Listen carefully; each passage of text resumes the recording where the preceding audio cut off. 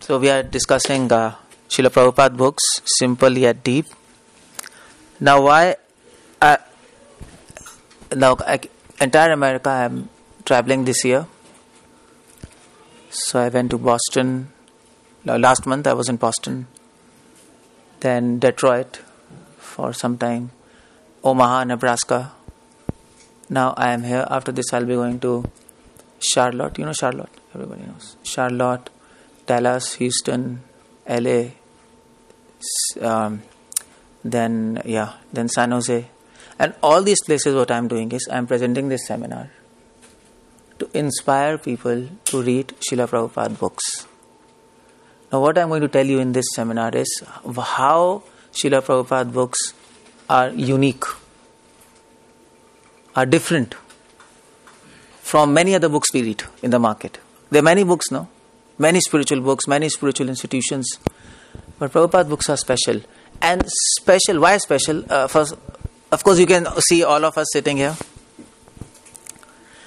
There are no books on the entire planet where you can read about spirituality and many young people join. No? Many spiritual programs or Hindu temples, old people come. Young people do not come. And what is so special about young people? Young people means, youth means logic. They need logic. They need some understanding. We don't go by blind faith. Simple.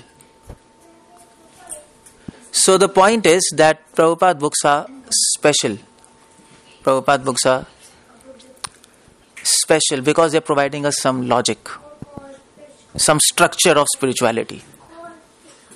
Hare Krishna. Go there. So when I was in India, I used to. So I went to Haridwar, Rishikesh, Arunachal Pradesh to meet many saints, and asked just one question to them: what is the definition of God? And nobody could answer. Does anybody know the definition of God? Except, I mean to say, oh, you have done DVS. What is the definition of God? What is the definition of God? Anyone remember that? Right definition that everybody can tell. Oh, really? You don't remember? No problems. The point is that all spiritualists in India, when you ask about God, they say God is indescribable, no? He is light, He is power, or He is consciousness, He is vibrations. But there was no definite answer. What is the definition? Okay, fine, this is all the things, but what is the definition? I can't accept a definition where you can say God is indescribable. If He is indescribable, then what you are doing? Then why you are in spirituality? No, then you are trying to know somebody who is indescribable. What's the point of doing anything like that?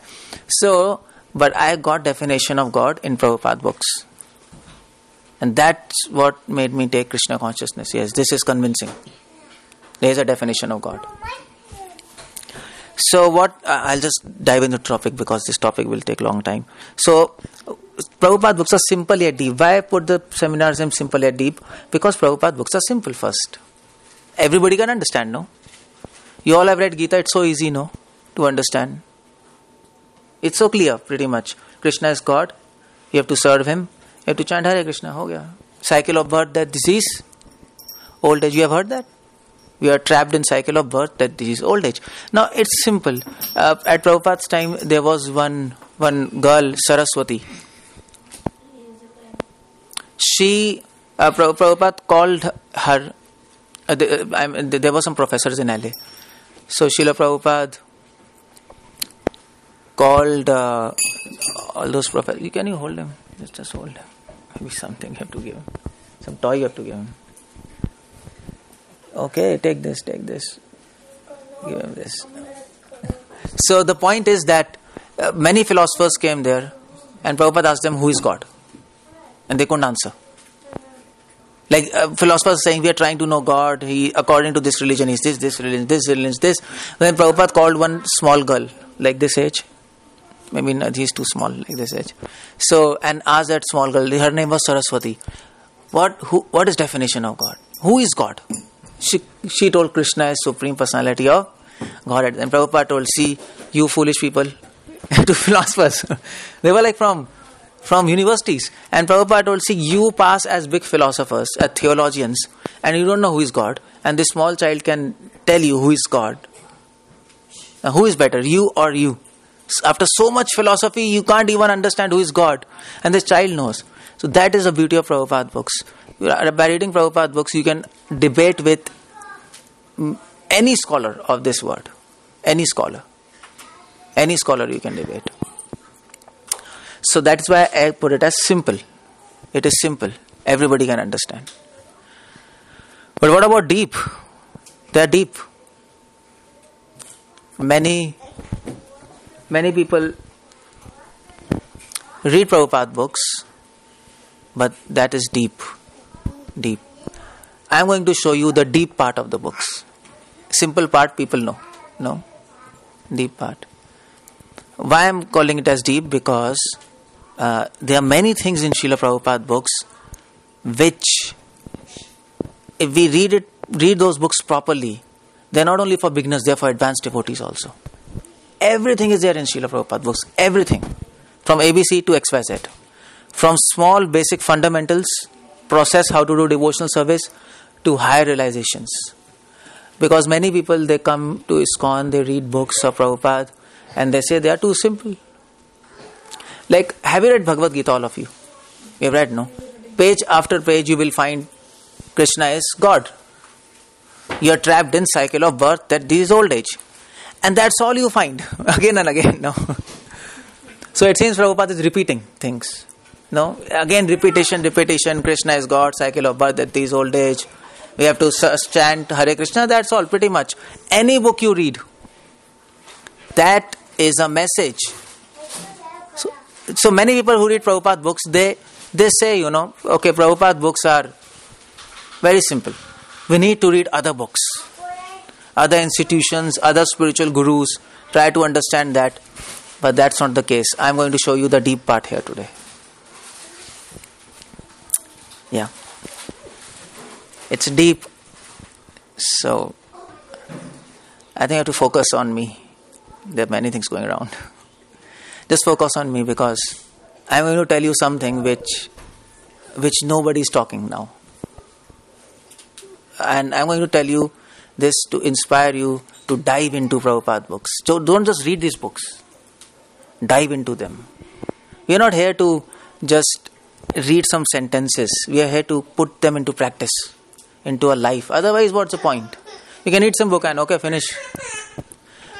What's the point of coming to this program if we don't apply, no? Because if you read, you get knowledge.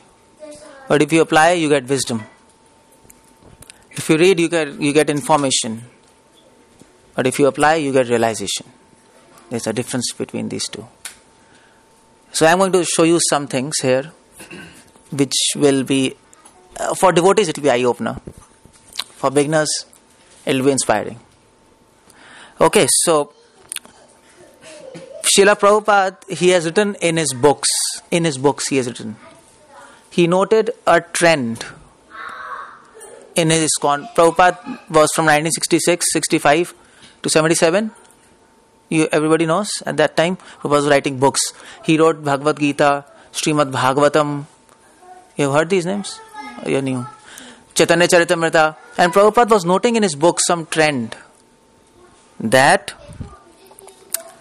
devotees connected with Krishna Conscious movement must read all the books. Prabhupada said.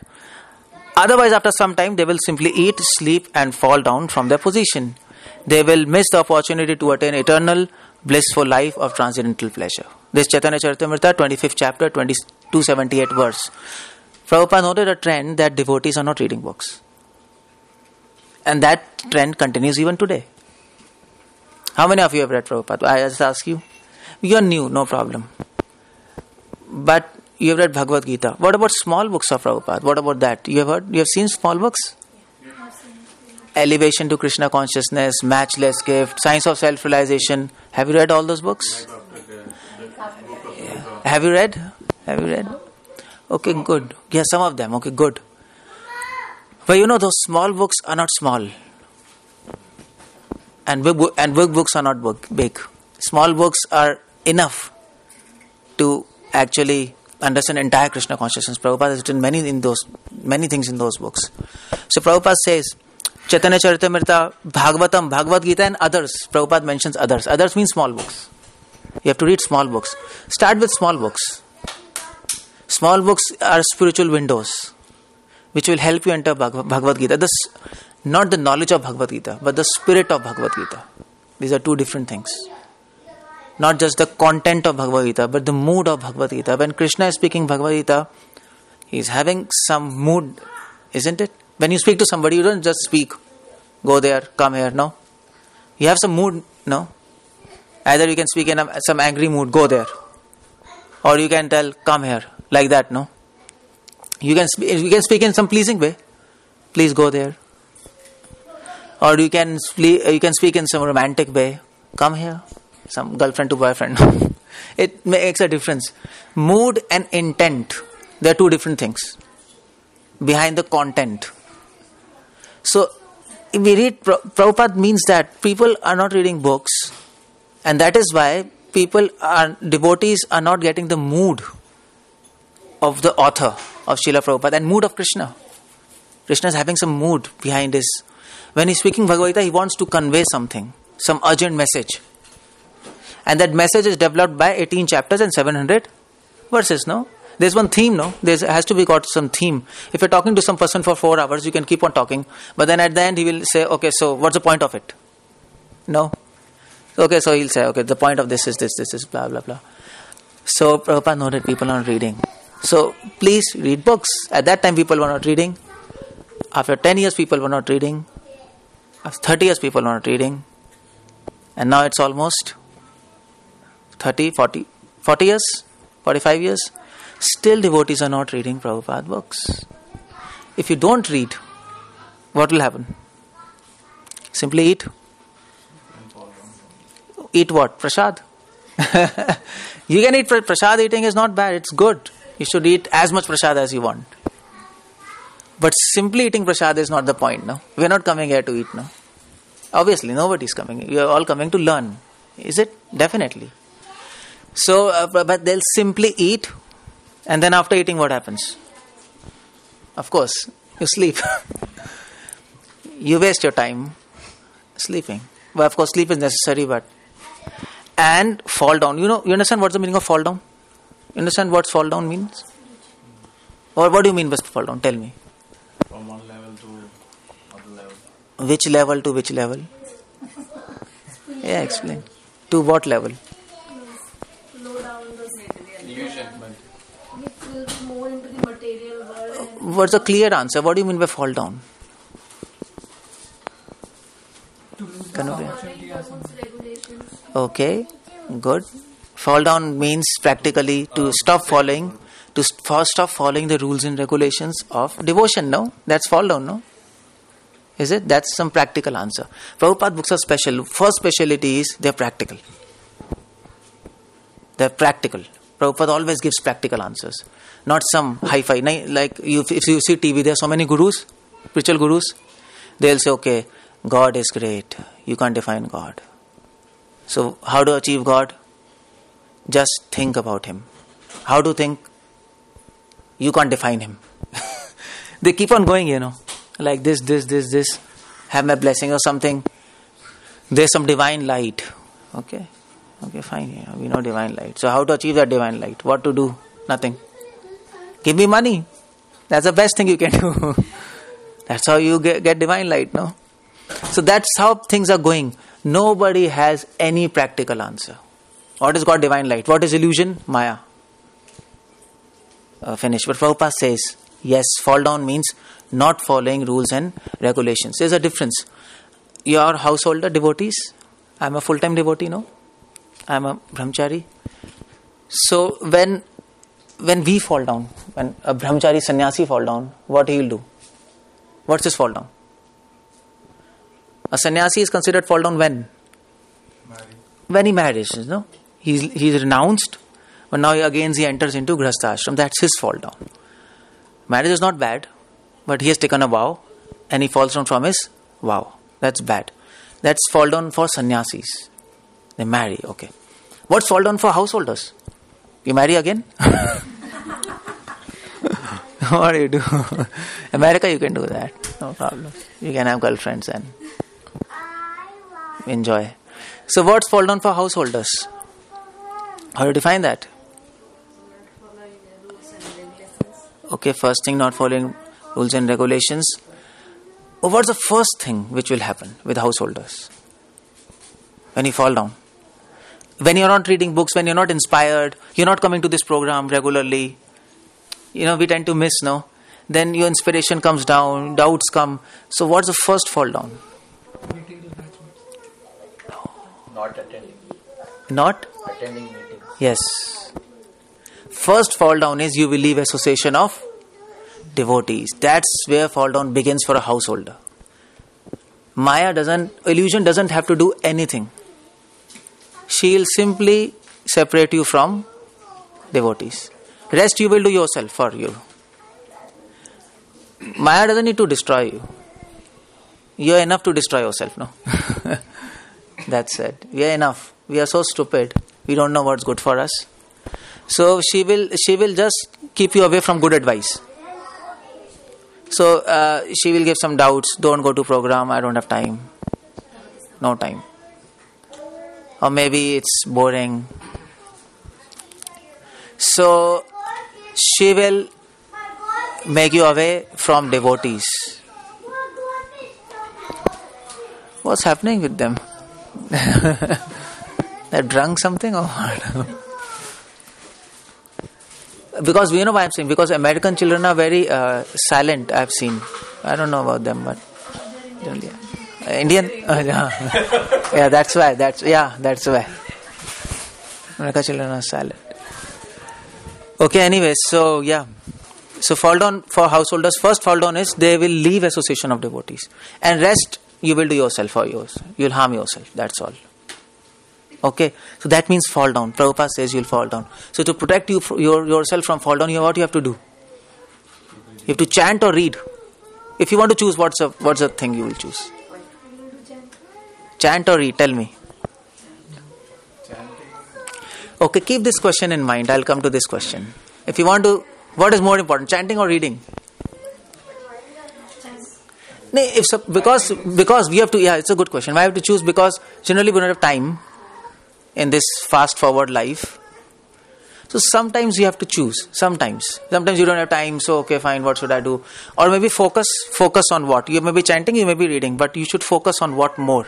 So it's okay if we don't chant regularly? No, it's not okay. That's what I'm asking question.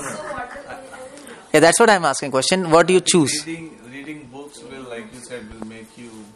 Okay, fine. Keep this question in mind. I'll come to this question. Don't worry. Prabhupada will answer that. And it'll come to you as a shock. I bet you. And or to all devotees also. All of us. Okay, so this is one thing. Prabhupada noted in his book, people are not reading his books. And this is a legacy of a movement now. People are not reading books.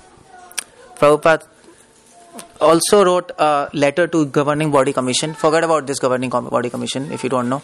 These are some leaders of ISKCON. And Prabhupada said to them in 1976. 1976 means ISKCON. Prabhupada was ending his pastimes. Prabhupada left this planet 1977. So it's almost when ISKCON has gone worldwide. By 1976 there were many temples all over the world, 108 temples. Prabhupada is managing so many devotees. Prabhupada said to them letter, problem is that not all devotees are carefully studying the books, result being fall down or at least unsteadiness. He has noted in his books right at the beginning of the movement, people not reading books. At the end of the movement means his pastime, presence, he noted the same trend, people are not reading books. So don't do this mistake of not reading books. Please read books. I know people don't have habit of reading books in this age of Apple, Mac, videos. But you know what? If you get even this much relish, taste of those books, you will not leave them. That's 100% sure. if you can read Prabhupada books, as I will tell you how to read those books. I will also tell how to read Prabhupada books. You read in that fashion, and then you will enter the mysteries of spirituality, which is there in Prabhupada books. Prabhupada wrote a letter to 1972. Don't worry about this letter. For devotees, it might be relevant who are there for a long time. For Hamsadut Prabhu, he wrote to him, so let us concentrate on training our devotees very thoroughly in the knowledge of Krishna consciousness from our books. Books means, now you know what books means? Prabhupada books. Which books? Small books. Bhagavad Gita, Chaitanya Charitamrita and Bhagavatam. Just that's all. And tapes. You know what is tapes? Yeah, recordings of Prabhupada. Prabhupada used to go for morning walks, so they used to record. Prabhupada used to conversation, some devotees, so they used to record room conversations, morning walks, and also by Prabhupada letters. There's so many things, but don't worry about all these details. You don't need to read morning walks, discussions, letters. Who are new, at least for devotees, I'm telling, you should read. Kanupriya, you read, no? Because of Vanipedia. Or something. You get time soon? Yeah. Okay. That's very important because in letters, you have difference from books. If you read Prabhupada letters, Prabhupada is giving practical tips in letters, no? He's writing to people, no? People asking questions. In letters, you will find answer to questions. Not in books. Somebody asks a question, so they're answering. In letters, you will find inspiration. Again and again, Prabhupada is writing in letters, preach. Again and again. He's writing letters to many people, no centers. He's inspiring them, you preach, you distribute this knowledge. If you distribute this knowledge, you will have more knowledge. If you don't distribute, it will die. Is it? Knowledge expands by distribution. That is why we are doing the program here. We are distributing knowledge. Now you are supposed to distribute more. That is what is Bhakti Vriksha. This program is called Bhakti Vriksha. Vriksha means what? Tree, no? Branch, sub-branch. Vriksha doesn't mean a grass. Just one. One person is doing rest. Are following. No. You have to now go get trained and go ahead and preach. So that you have to have knowledge. Otherwise, what you will preach? How will you explain people? So now, question is why doesn't devotee? Why don't devotees not read Prabhupada books? Why don't people not read books? I mean to say, it's such a simple thing, read books, but people avoid. Why? What are the reasons for that? And I could figure out 5 reasons. There can be more, but I could figure out 5 reasons. These are the 5 reasons. Some people say Prabhupada books are ABC, not XYZ. You understand what I'm saying? ABC, not. They're very basics. You don't have a big philosophy, pastimes, mysticism. You don't have all those things. So it's simple. So we want to read some hi-fi stuff. People say like that. So people go to Vrindavan, they buy some books of intimate pastimes of Radha Krishna, or maybe big books like Jiva Goswami's, other acharyas, they have written books, other previous Sanskrit scholars, devotees, Vaishnavas, they have written books. For example, if you go to South India, Sri Vaishnav Sampradaya, Ramanuja, Madhva, they have written books. Okay, let's go there, something special we'll find. Prabhupada books are simple. Prabhupada came to America, he wrote books for Westerners. So that's got to be simple. That's one logic, they don't read books. Another logic is Prabhupada repeats. Again and again Prabhupada is saying cycle of birth at this old age. Again and again he's saying Krishna is Supreme Personality of God. Prabhupada is again and again in his lectures, in his books, he's saying your soul, you're not this body. You have heard this? You read? Again and again this theme is repeating. Your soul, you're not this body. Your soul, you're not this body. Come on, you don't have anything else to tell us or what? One devotee asked Prabhupada, you don't have anything else to tell us? You're again and again telling your soul, you're not this body. What's happening? You know what Prabhupada said? Prabhupada said, have you realized it? He said, no. Then Prabhupada said, you're a fool. That's why I'm saying that your soul, you're not this body. But is that it in Prabhupada books? No. If you read properly, I'll show you some examples. Prabhupada books are very deep. Very deep. And I'll show you by examples. Sometimes you see but you don't see, no? Some devotee has to make you see, That's why we need association. Just like cigarette packet you have, smoking is injurious too.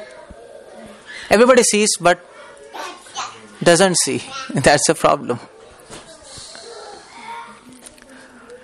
There are some ghosts there in that room. Possessions or what? In America, I was seeing just now exorcism. Possessions. And Americans might think, this possession. Okay, Prabhupada books are boring. Some people say they are boring. We want chakras. This knowledge of chakras, kundalini, shakti. So many things are there. Tantra, yoga. Prabhupada books are not systematic.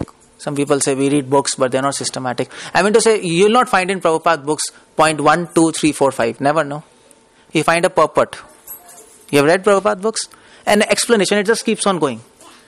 Our textbooks are not designed like that. We have a heading. Okay, why do you do this? 1, 2, 3, 4, 4 points. How to do this? 5 points. What to do this? 6 points. But Prabhupada books are not systematic. At least their argument. That's why people don't read. And last is most important. No time. That's for all of us now. We don't have time. That's all. That's why we don't read books. No time. Yeah, of course nobody will accept no brain. But that's okay. But no time. No time. So how do we deal with all these things? Now I'm going to give you examples for all this. All these arguments are wrong. All these arguments are wrong about Prabhupada books. And while I'm refuting these arguments, just note how Prabhupada books are simple yet deep. I'll give you examples. Okay. First is everything is there in Prabhupada books, from ABC to X by Z. Prabhupada himself said in one of his letters, 1974, Prabhupada says, I have given you all guidance and hints, and it is described all in my books. Prabhupada has given all guidance and hints. Guidance, how to do practical Krishna consciousness, chant, follow rules, regulations, come to program, take prasad, that's guidance. And hints. Hints regarding how to elevate. What should be a mood while doing devotional service. So he's giving some hints so that we can develop on that. Prabhupada said, I have given you a plan. You have to execute it by your intelligence. That's what all spiritual masters do, no? They give a plan, we have to follow. He can't follow for us. Doctor can advise you for diabetes, you take this medicine, but he'll not take medicine for you and you'll not be cured, no. So you have to follow. Now it is up to you. Please keep our principles firmly and everything will come out successful. Chanting Hare Krishna mantra, 16 rounds and 4 regulative principles. If you can do that, all success. But to do that, to continuously do that, you need to read books. Because you have to be inspired, no? So you have to get inspired, because to do devotion for 1 year, 2 year, 3 year, 4 year, 5 years, 6 years is nice. But after 6 years, story begins. You know what happens after 6 years? You know what happens after 6 years? Everybody can tell. You're chanting for 16 rounds, coming to program. After 6 years, something will happen. What will happen? Something special. One day you'll be chanting Hare Krishna, suddenly some realization will come. And the realization will be, I am chanting Hare Krishna. Suddenly you will be awakened to this knowledge, I am chanting Hare Krishna. Previous to this point, you were chanting, but your mind was running. That happens, no? Yeah. So after 5 years, you come to know, Baba, I am chanting. Your mind starts focusing, on that. And then after 10 years, enthusiasm goes down. If you're not reading books, slowly you think, okay, same chanting, same prasad, same program, theek hai, let's go. I can't avoid. Then it will become habit. Yeah, we have to chant, yeah, no question. Let's finish rounds. Program, yeah, obvious. He'll come here, prasad, tata bye bye, that's it. Enthusiasm goes down. Then after 20 years, after 15 years, what will happen? You will say, yes, Prabhupada is saying that back to Godhead is the goal of life. You have heard this? To go back to Godhead is the goal of life. But in this life, no. I don't want to go back. That's enough. Enough of it, I've done 15 years.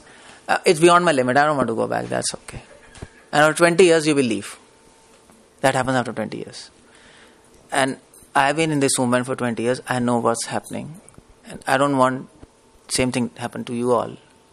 Let's make foundation strong, no? You make building, but what's more important? Foundation. But the tragedy with foundation is you don't see it. Foundation doesn't get any, what do we say? Foundation is not a limelight, no? Nobody sees. People see building. So that's unfortunate part of foundation. And that is what people miss. That is what we should be doing here. To inspire others to read. That's what is Bhakti Vikasa all about. So that you can become knowledgeable. Okay. Prabhupada is saying in Vrindavan. Prabhupada is writing a letter in Vrindavan. My purports are liked by people because it is presented as practical experience. Why people? This is one speciality of Prabhupada books. Prabhupada is presenting practical experience.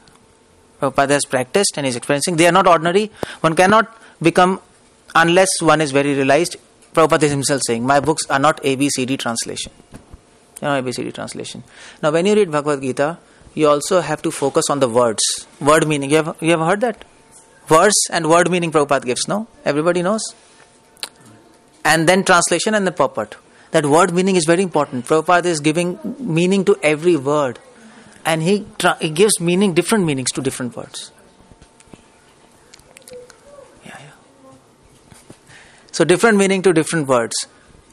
I'll give you example for that. No. But before that, okay, these are Prabhupada books. I told you everything is in Prabhupada books. Now, how many sampradayas are there? You know how many sampradaya? Vaishnava sampradaya? How many are there? 4. What are those sampradayas? You don't know? Okay. There are 4 schools to learn devotion. 4 schools you can speak. So you have tuition and you have government recognized schools, no? So what do you prefer? Government recognized schools, no? So there are 4 schools where you can go and learn devotion systematically. Now what are those schools? Sri Sampradaya, which are Ramanuja in South India. Madhva Sampradaya, which is again in South India, Udupi. There was one Udupi restaurant I saw. So, that's you all know. That's in Udupi, Madhva. And next is Nimbark Sampradaya, which is in Rajasthan, Nadwara. And Vallabh Sampradaya. 4 sampradayas, 4 schools. If you want to understand Krishna, you have to go to this school. If you go to anybody else, you will not understand Krishna. Simple. You don't understand anything. You get confused. So, all the teachings of all 4 sampradayas are there in Prabhupada books. And I'm giving you example how they are. Hare Krishna. You don't have to come here. Goodbye. Okay, so service is reward of service. This is the first statement. Prabhupada says, this is interesting. This comes in one of the letter of Prabhupada. Service is a reward of service. All teachings, what Ramanuja Sampradaya has to give is based on this one statement. That's all. If you understand this one statement in Prabhupada books, you understand Sri Sampradaya. You know Sri Sampradaya? Everybody knows Sri Sampradaya. Sri Rangam, Tirupati Balaji. You know Tirupati Balaji? Yeah, that is run by Sri Sampradaya. You have big tilak, like this. So, all teachings are based on this. Ramanuja taught us that if you do service, what is the reward of service? If you are serving Krishna, okay. So, how do you serve Krishna? By chanting, by association. That's how you serve Krishna. By hearing to saints. What is the reward of this? What do you get? More service. So if you do service, if you come to this program, chant Hare Krishna, and you attend program, then you know what will Krishna give you? Krishna will give you opportunity to serve khichdi to devotees. That's what reward you will get. Okay, today by my blessings, you serve food to Vaishnavas. And you will say, come on, I'm doing everything for this. Just for serving, I'm a chef or I'm like what? I'm like waiter or what? But that is Krishna. Krishna gives you more service. Service is reward of this very beautiful statement. I think you realize after some time you realize If you understand this statement, you understand everything in Krishna consciousness. So better remember it, or maybe you should write it. This is not to be forgotten. Service is reward of service. So when you serve Krishna, you get more service, more in quantity, more in quality. What do you mean by quality? You get more tough service. Now you get simple service, no? Chant Hare Krishna. That's simple, no? Is it? It might seem difficult, but it's simple. Hare Krishna, Krishna Hare Hare, and you can do rounds. Come to this program, simple. Eat prasadam, damn simple. These are all good service. But Krishna will not demand some big service from you now. Krishna will not ask you to go to, like Prabhupada, go to America and preach. That's difficult service, no? That's given to more trained people. I mean to say, if Krishna tells you, okay, now preach and go to China and preach, what you will do? What you will do? You'll say, Krishna, bye bye, I'm leaving you only. That's all, finish, we'll go to China. This is crazy, We don't have that faith, no? We don't have that faith. So, that's why Krishna decides how much service to give to whom. The more you serve, the more you prove yourself good in service, the more service you get. So Prabhupada said, you have to impress Krishna. We impress people. Of course, God cannot be impressed. But He can be impressed. Just like children. Children do something and then parents say, wow, so nice. No, This show as if we are impressed. And child says, yeah, okay, good. I've done a good job. So like this, Krishna, service is reward. Okay, this is Sri Sampradaya. Now what about second statement? This is from Bhagavatam. And Krishna says, Bhagavatam says, we should not be astonished to find contradictions in Supreme Personality of Godhead. All what Vallabh Sampradaya has to say. Vallabh Sampradaya, another school, second school. It is in this statement of Prabhupada. I am showing how Prabhupada books have all teachings of all Sampradayas. You get my point? So this is in this state. Vallabhacharya says, all what he has to teach is, God has contradictory qualities. Now, Krishna was brahmachari. Krishna was playing with gopis. But he was best brahmachari. It's contradictory. Now, how can you be... You understand brahmachari, celibate? He was a celibate. At the same time, he was with 16,108 gopis. How do you understand that? That's God. He can do that. God is perfectly truthful, no? He doesn't speak lies. But Vrindavan is speaking lies. He's stealing. He's stealing clothes. He's stealing butter. At the same time, he's perfect morality. Absolute truth. So there are contradictions, no? Contradictions with God. How do you harmonize these contradictions in your mind? You cannot. The only way to harmonize is He's God. He can do impossible, possible. That's what makes God different from us, no? He cannot do impossible, possible. So this is Vallabh Sampradaya. Lord, this is an interesting statement I got. Lord feels grateful to His devotees for such unsophisticated and unconditional service. So when you are reading Prabhupada books, this is third thing. Please keep in mind when you are reading Gita or Prabhupada purports, every word Prabhupada uses, that's important. Every word. Now he uses this word, unsophisticated and unconditional service. And what do you mean by unsophisticated service? What do you mean by that? Unsophisticated service. Okay, what do you mean by unconditional service?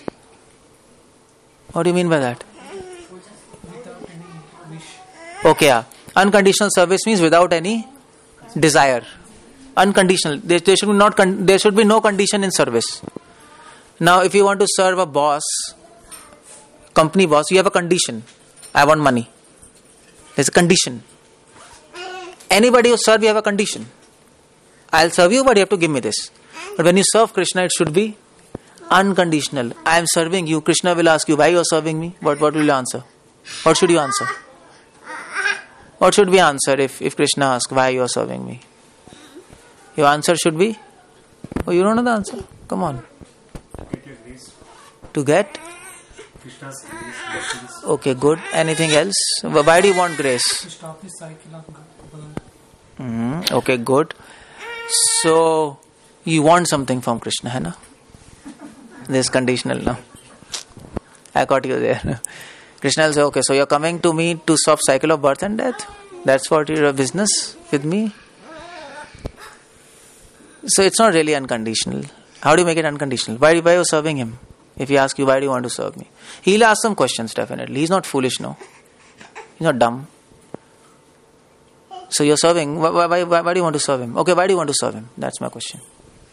What do you say? Self-satisfied.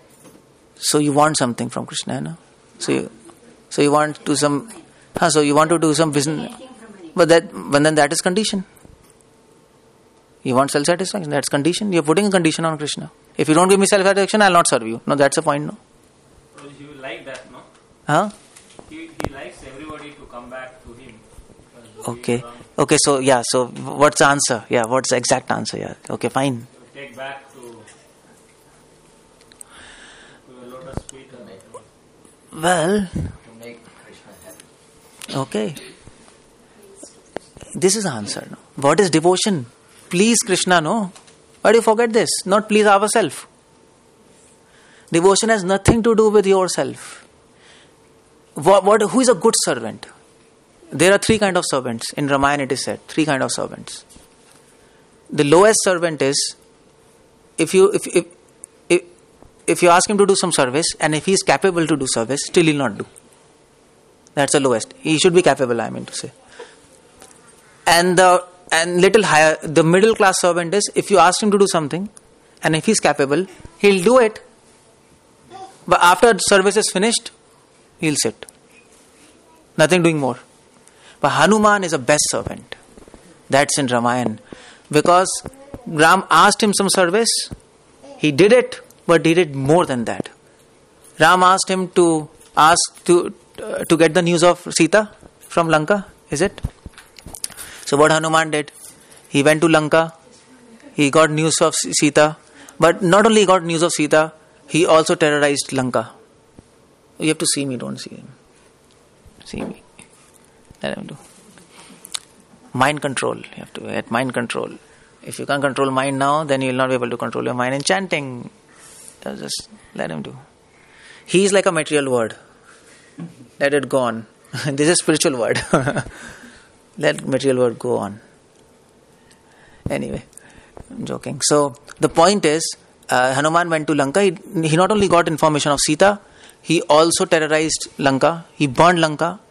He made Ravan fully terrified.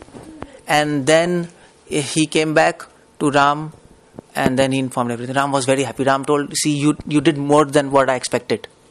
That's the best. The best servant is he understands the intention of the master, and he does. You got my point? So, Prabhupada is writing, Lord feels grateful to his devotees for unconditional service. That is You see, each word is important, no? That's why when you read Prabhupada books, you have to focus on every word, because when Prabhupada is writing in his books, this is from Srimad Bhagavatam. I forgot to write Srimad Bhagavatam. Srimad Bhagavatam, 1st canto, 16th chapter, 26th verse. It's quoted there. So, anyway, this word unconditional you will also find in Gita. Everywhere you will find unconditional service. So we don't want from Krishna self-satisfaction, happiness, peace. No, we are not coming. You'll but get it. You'll get it. If you come to Krishna, you will automatically get peace and happiness. Why do you need to waste your prayers unnecessarily? No. Ask something which he will not give. So now what do you want to ask him? What do you want to ask him? Which he will never give. You want to ask him his service. Because service he will not give to everybody. If you go to him, he will give you happiness, blessings, but the opportunity to serve, that's a very big thing, no? If you go to Prime Minister Obama and you say, I want to be with you. I want to be with you for 2 seconds, I'll serve you. Will you accept? Who are you? Who the hell are you? You know. Why are you qualified? Are you qualified to serve me? No. First of all, he will ask, no. He's president. He's of America, Obama, suppose. So we have to be qualified to serve great people, no? So Krishna will not give opportunity to serve him so easily. He can give everything else. But opportunity to serve his devotees is very rare. He will award that if he is happy. He's happy. You understand? Any confusions? Okay, I'm coming. Is it clear? I'm talking French or Spanish or?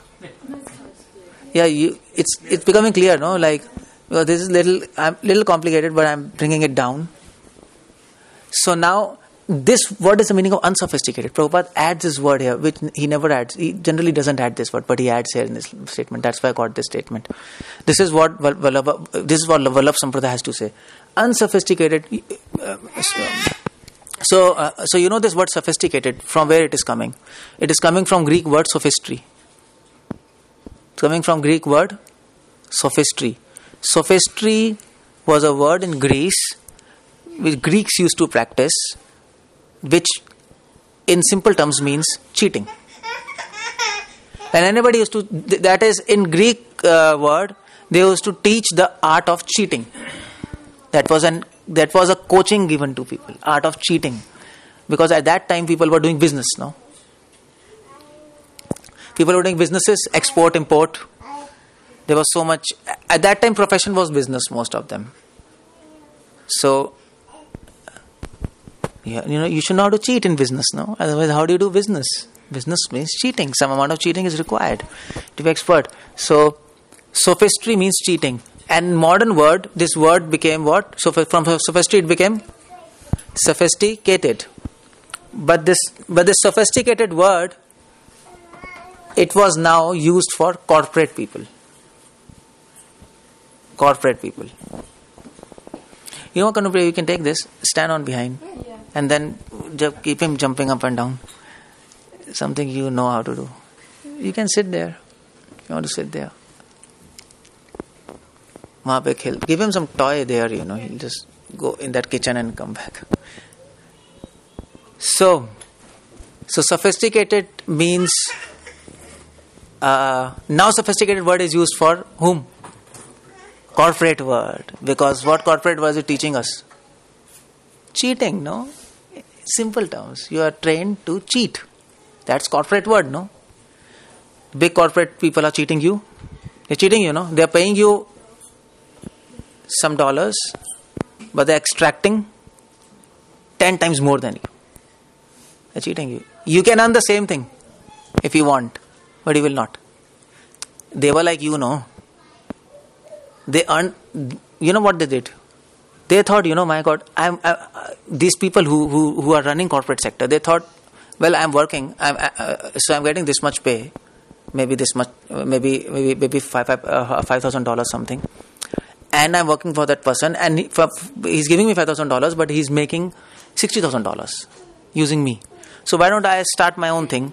I will keep people, I'll pay them $5,000 and I will make $60,000, no? It makes sense? That is corporate. So they're cheating us.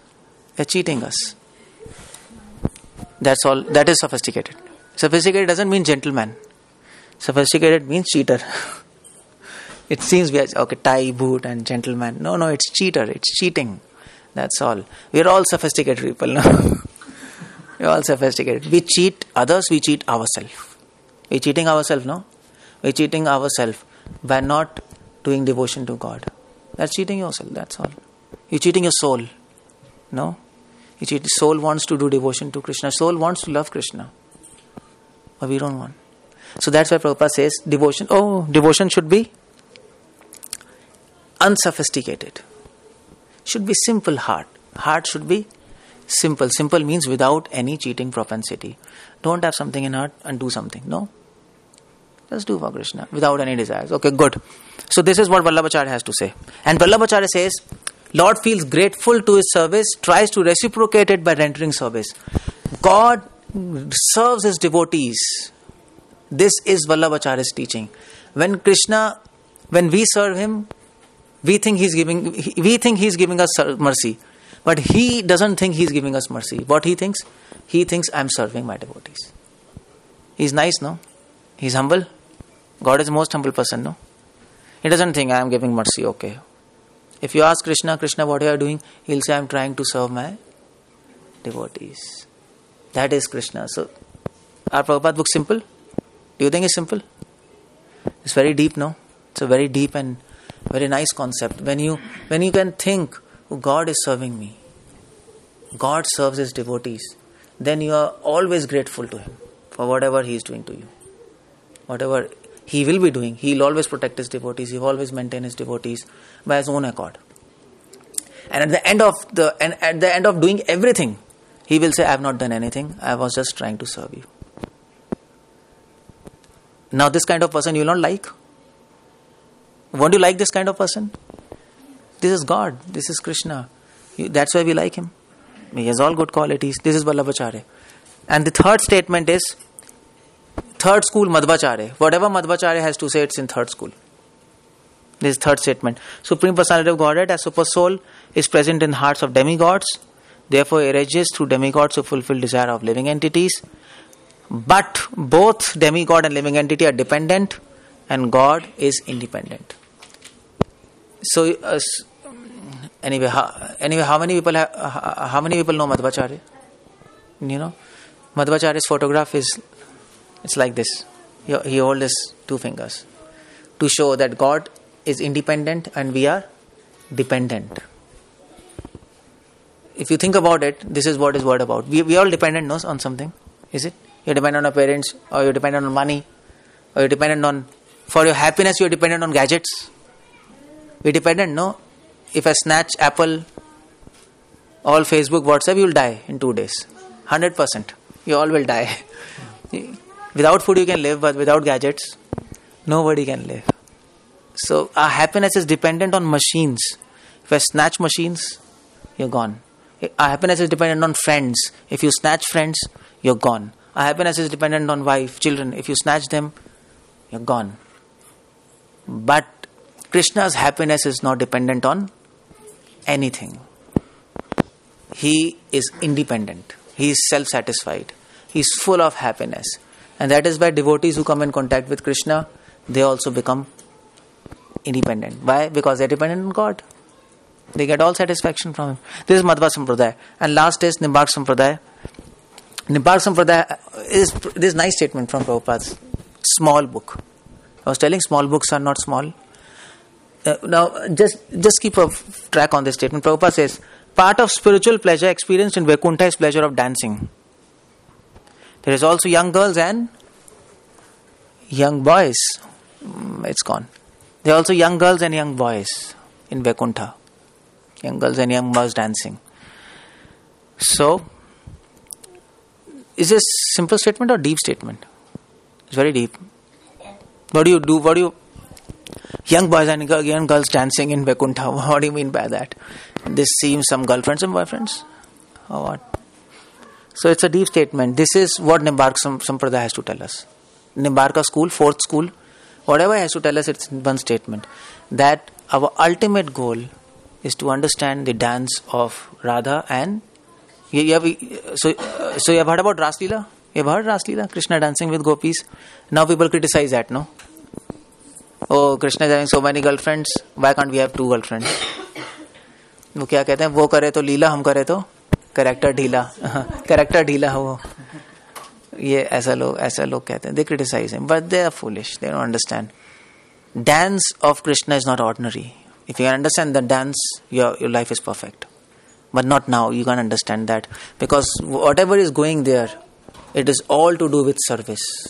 There is nothing to do with sense gratification. There is no female, there is no male. There is God and his devotees. It's a different thing. No? The devotees are sacrificing their life for Krishna. Devotees are focused on Krishna. How to please him? Krishna is focused on devotees. That is a secret of that dance. So that's what is Nimbhak Sampradaya all about. So Prabhupada hooks up everything. Ramanut Sampradaya, Vallabh Sampradaya, Madhva Sampradaya and Nimbhak Sampradaya. These 4 schools, all schools' teachings are in this book. You don't have to read their books. You don't. You know, by the way, I have read all books. That's why I'm telling, don't waste time. Because if you learn Sanskrit, I learned Sanskrit. Laghu Siddhant, Panini, so many years. But then you know what happened?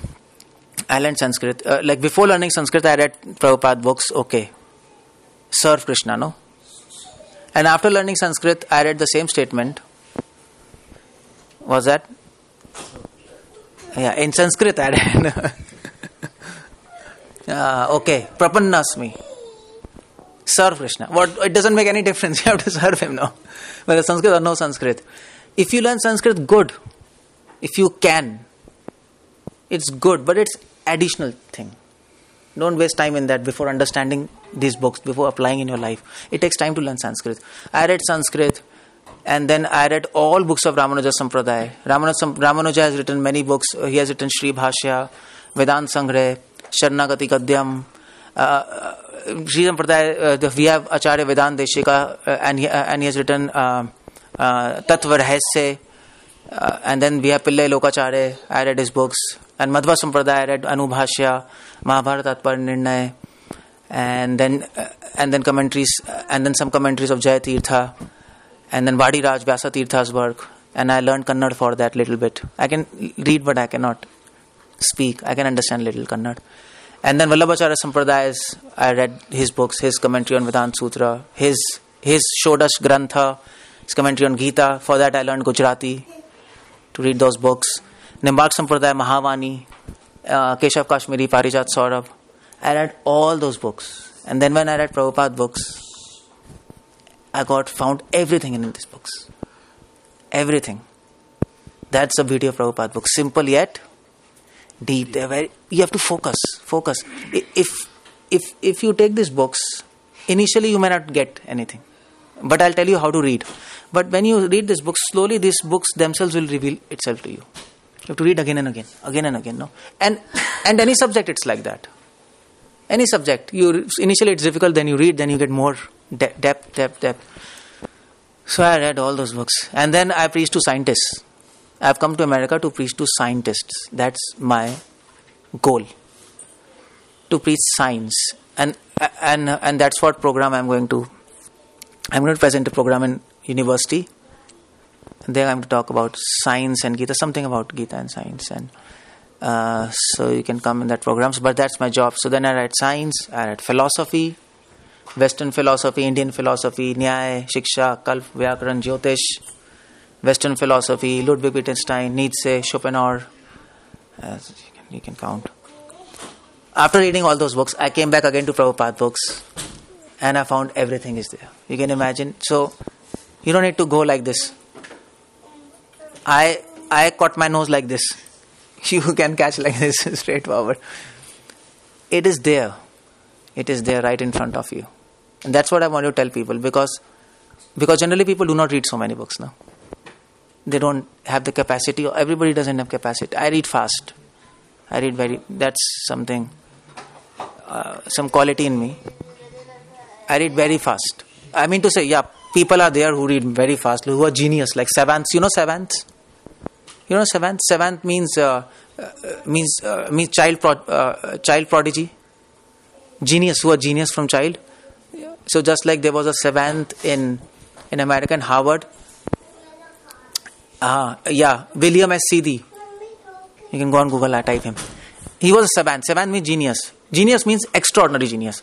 At the age of 9 years, at the age of 2 years, he could read newspapers and magazines. At the age of 9 years, he could speak 200 languages. This is a savant. You can't compete with him. He's having God gift. At the age of 11 years, he was appointed as a mathematics professor in Harvard University. 11 years, yeah. Yeah, so that's a God gift. So that's why these people are called. What, he's 11 years? You can't do that. That's a savant. Savant means from childhood they have a God gift. You can't compete with them. So there's a savant who can read very fast. Like this is a female. She can read faster than a computer. Like you put in computer scan, before it scans and she'll read everything. That people are like that. I'm not saying I'm a savant, but I read fast, more than average. I mean to say Gita I've read some 5,000 times, some maybe more than that. Like entire Gita I can finish in 1 hour. I can just read, because my system of reading is different. That's another class I can give you, how to read. Everything you have to learn, how to speak, and all answers are in Gita. Krishna is telling how to read. Krishna is telling science, everything. Such a nice knowledge.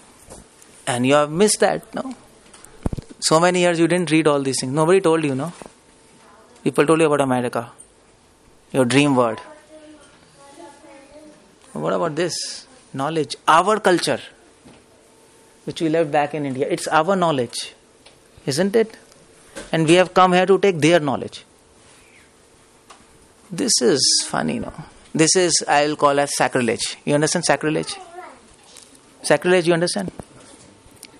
I want to use this word, but it's sacrilege. We are avoiding our own culture, our own books, and now which is easy through Prabhupada books. You don't have to read Sanskrit, you don't have to read Nyaya, you don't have to go to any Gurukul, just read his books. If by reading Prabhupada books you get everything, what's the problem? Just read these books, keep these books with you, just like you keep your computer, Apple. Always keep on reading, and then you will understand what so much wealth there. You know what? I can keep on talking. I can keep on talking 4 or 5 hours, seriously. I can keep on listening. Should I continue for some time more, or you want to listen? You're not getting bored? Okay, for some time I'll continue. But I'm pretty sure you'll not hear all these things anytime, at least in near future in your life, from anybody else. I'm pretty sure, because this seminar I prepared specially. I prepared specially this seminar to inspire people to read books. If you would have spent some 6 years, 7 years in devotion, then you would have appreciated more, just like these devotees. Prabhu, maybe Kanupriya, they are getting more. But you're also getting. You're understanding what I'm saying? You're understanding, no? Okay.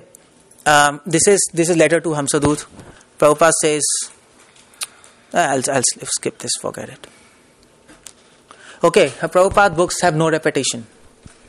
The mood, I told you mood, it might seem a repetition. Prabhupada is again saying, get out of cycle of birth at this old age. Krishna is supreme person. It might seem repetition, but there's no repetition. Sometimes you repeat to emphasize, no? Is it? Just like we say, talak, talak, talak. Why 3 times? 1 time is enough, no? Talak. It doesn't happen like that. To emphasize, talak, talak, talak. Oh, okay. Ho gaya talak.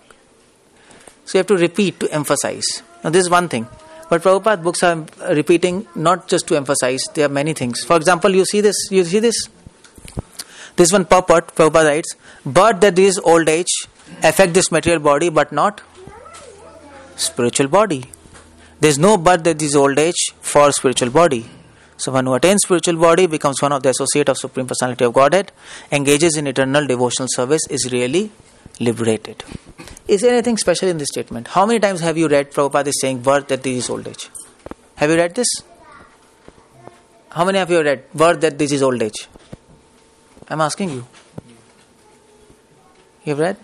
Some. Prabhupada is again saying the problem with this material world is birth, death, disease, old age. You have heard this seminar, device. Why you're dumb or what? Speak. Yes or no? Yes. You have to interact. If you don't speak in front of me, then you'll not be able to speak in front of God. He'll ask you questions. Yamdutas will ask you questions, definitely. Okay, answer. If you don't answer, then you have to develop this habit of speaking. Speak. Your speaking also gives enthusiasm to speaker. That's service. That's not just your speaking. It is service to, I was talking about service. This service to the speaker, to engage with him. And I am serving you by giving you knowledge now. So it is important to respect. This is Bhagavad Gita, how to communicate. Krishna says, to reply is to give respect to speaker, no? You got my point? If you don't reply, then you don't respect. So this is this should be taught when we were child. And I think Americans are better in this. Americans are much better, no? They always compliment. You have seen? They are trained in that. They compliment, they speak. And it's a good habit. It's a very good habit. Somehow their culture has this. Indians, कोई बोल रहा है बोलना था यार ठीक है. It's like that, no? You don't read. Yeah, follow the books or newspaper. Yeah, that's the point. That's what India has become now. It's a pity thing, you know. India was a golden bird at one time. We have to revive our own culture. Prabhupada said, I hope from Indians. Prabhupada preached in America. He got Americans. Prabhupada said one day will come when Indians will take by seeing Americans, and then our movement will expand. Because for Indians, devotion is very natural, no? It's very natural for us. We need little guidance, that's all. Everybody has faith. Little logic and knowledge. So, yeah, that's how you have to speak. In 16th chapter, 17th chapter, if you read, Krishna is training us how to speak. Krishna is training how to eat. There's a system of eating food. Yeah, how to walk. How to pass stool. How to shit. You have to learn. Sorry to say that, but it's there. Now you may say, oh, come on. You have to learn all these things. You're crazy. No, actually, everything has to be learned. Everything has to be learned. No, you have to learn. Life is for learning, no? Life is for learning. You have to learn. Life is not for downloading. We are now downloading. Internet age, we download, no? Keep on seeing information. It keeps on coming. Facebook, WhatsApp, Google, this. And then what happens? Prabhupada says, information, and then no reformation. Nothing happens. Because there is no thinking, no processing. You're getting, no. So, for learning, you don't have to learn so much. For learning, you have to think and apply. That's what you have to do. You have to read these books, think and apply. Then you learn. Otherwise, you don't learn. Master, jack of all trade. Master. So, okay, this is common, pretty common, but this is not common. Prabhupada is not repeating. I'll give you example. I don't know how much you can appreciate, but this is the purport to this verse. Now, this is Bhagavad Gita verse 7 chapter 29th verse. Krishna says, intelligent persons who are endeavoring for liberation from old age and death take refuge in me in devotional service. Did you get this statement? I don't think so you got this. Otherwise, if you had got this, you would have been surprised. Intelligent persons who are endeavoring for liberation from old age and death take refuge in me in devotional service. What is the problem with this statement? Is there any problem? This is Krishna saying to Arjuna. I just told you.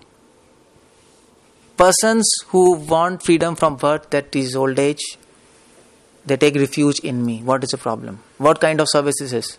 Conditional or unconditional? This is conditional, no? Krishna is saying, intelligent person, come to me for getting liberated from cycle of birth, that is old age. This is condition. You are putting condition on God. I am serve you, you give me. Now, but Krishna says intelligent persons. Now, how do you understand that? It is not pure devotion. You don't go to Krishna for getting released from birth and death. Although we know if you go to Krishna, automatically it will be done. That's okay. So that's what Prabhupada explains in the purport. Why devotees are very intelligent. You know why? You go to Krishna and you can ask him, okay, release me from birth and disease, old age. Krishna will tell, okay, ask me something. Now you may say, Krishna, I served you so many years. I want you to liberate me from birth, death, disease, old age. Okay, one proposal. Another proposal, you can say, Krishna, I want spiritual body. You understand spiritual body? Spiritual body, you know? Spiritual body is body you get in spiritual word. By that body you can serve God. What is so special in that body? In this body you get hunger, just like now. Now you are thinking, when will program finish? Yaar, bhook lag rahi hai. After some time. So if you get hunger, so then you get distracted, no? From God. You get sleep, you are chanting Hare Krishna, Hare Krishna. Finish. After 1 hour, Hare Krishna. This happens, no? Some people really chant pathetic, you know. Some people chant Hare Krishna, and so sleep. And then all saliva on the beads. And you get up. It's pathetic, actually. That don't happen to all of you, but it happens to many people. So, now we want to chant, but we get sleep, no? Now sleep is a hindrance, hunger is a hindrance. For hunger you have to work, to get roti, kapda, makan, that's a hindrance, no? You have to take care of body. So this body is a hindrance in devotional service. It is a blessing and it is a hindrance, because without body you can't do devotional service. But it's a hindrance. So we ask Krishna, give me spiritual body. Why do you want spiritual body? Because spiritual body, there is no hunger, no thirst, no sleep. So you can serve Krishna 24 hours. You can imagine? We want spiritual body for service. So if you get spiritual body where? When you go back to Krishna, you get spiritual body. And when you go back to Krishna, automatically you are released from birth and death. Is it? Because you are released from this material body. Birth, death is subjected to this material body, no? Material body is over, you get spiritual body. Spiritual body, you have no birth, death. Automatically your desire to get free of birth, death, disease, it's fulfilled. So what prayer you will do? Will you ask Krishna freedom from birth, death, disease, old age, or spiritual body? What do you say? Yeah, because if you ask release from birth, death, disease, old age, then you will simply get released from birth, death, disease, old age, but you will not get spiritual body. But if you have spiritual body, you get spiritual body, and also that is why Krishna says intelligent persons. And Prabhupada says in the purport, birth, death, disease, old age affect this material body, but not spiritual body. Prabhupada brings the point of spiritual body here. He doesn't generally bring this point of spiritual body with birth, death, disease, old age. So you see, Prabhupada is not repeating. That is another way to read Prabhupada books. Please read in the context. Context. This verse is there. There is explanation for this verse. You have to put a context. If you don't put a context, then you can make anything out of anything. No? Without context, nothing makes sense. Suppose, for example, after a lecture, somebody asks you, okay, Prabhuji, so what did you hear in this lecture? What did you understand? So you will say, okay, I understood. I learned that Keshav Anand Prabhu is a doctor. You can say that. That's the sum and substance of the lecture. But that's precisely putting information out of context. That was just an introduction of the speaker. Okay? You get my point? So don't put information out of context. That's a way of reading books. I am also telling you how to read books, while I am explaining you what is the importance of reading books. Two things are going parallel if you can focus. Later I'll summarize. So keep the context. When you're reading Gita, read the verse, read the purport, and try to relate with the verse. Because generally what happens with any speaker is, he will read this word, purport, translation, everything, and then he will catch this word, spiritual body. And then he will start. You know what? I was in California, and I was very young, and some person met me, and there my body got diseased. And then I got to a hospital, I took this medicine, and this, and lecture is over. And in the end, Hare Krishna. Bolo Hare Krishna, Hare Krishna. I finished. This happens. Take one word, speak out of context. Lecture finished. You understand what I'm trying to say? I was in South India. There was one devotee, and he read the book of Prabhupada, purport, and in that book there was this word coming, coal. So Prabhupada was explaining. So just like coal miners are working in coal, similarly people who are in hell, that's the same experience. Dark coal mines, it's dark, no? Dark, smoky. So Prabhupada was explaining that is experience in hell. Dark, smoky. So that devotee read everything. He took the word coal, and then you have to explain, no? After reading you have to explaining. He's giving a lecture, and then he's giving lecture, and then he took coal, and then he was saying, see, my grandfather used to work in coal industry. In America, how many coal industries are there? This much coal cost, and a lecture over. It is not his story, it is our story. We do all the time this thing. We hear something, put it out of context, make story out of it, and go back home as if we have understood everything. Is it? It happens with all of us now. But the point is, probably we may not have understood anything. Like for example, after hearing Ramayana, after hearing entire lecture of Mahabharata, Gita, well, you know what people ask? If you ask him, what did you learn? Yeah, I learned one thing. Karm karo, phal ki chinta mat karo. You know this? You know Hindi? What is Gita? Do your duty. My grandmother, she was hearing some Gita lecture, and I asked her after that, what did you learn? You know what she told? She told, see, you know what? I learned that you should marry. Oh, come on, Where did you hear this? And that speaker was speaking about marriage of Krishna and Rukmani.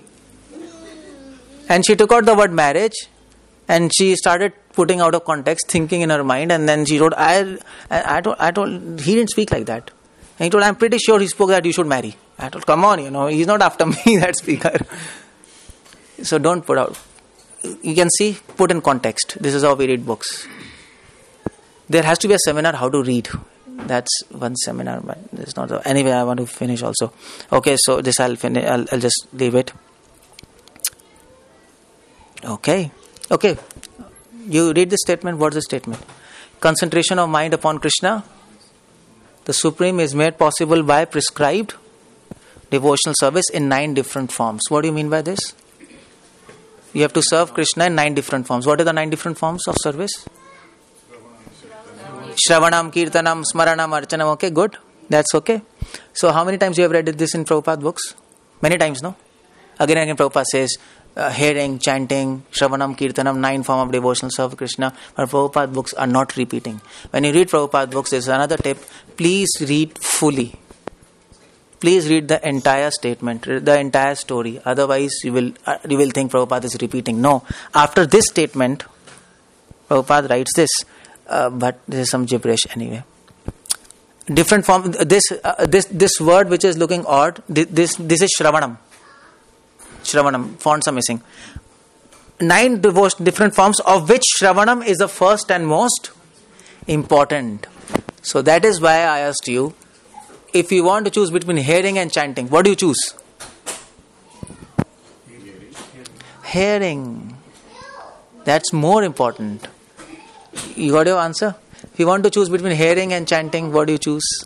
Hearing. Prabhupada says hearing is the most important, not chanting. Now, if you go to folio, if you put a search on folio, probably this is for Kanupriya, she is on Vanipedia. If you put search on folio, what is the most important limb in devotional service? What will say? It will always say Shravanam, not Kirtanam. It's always Shravanam. Hearing. And when you're reading books, you're also hearing.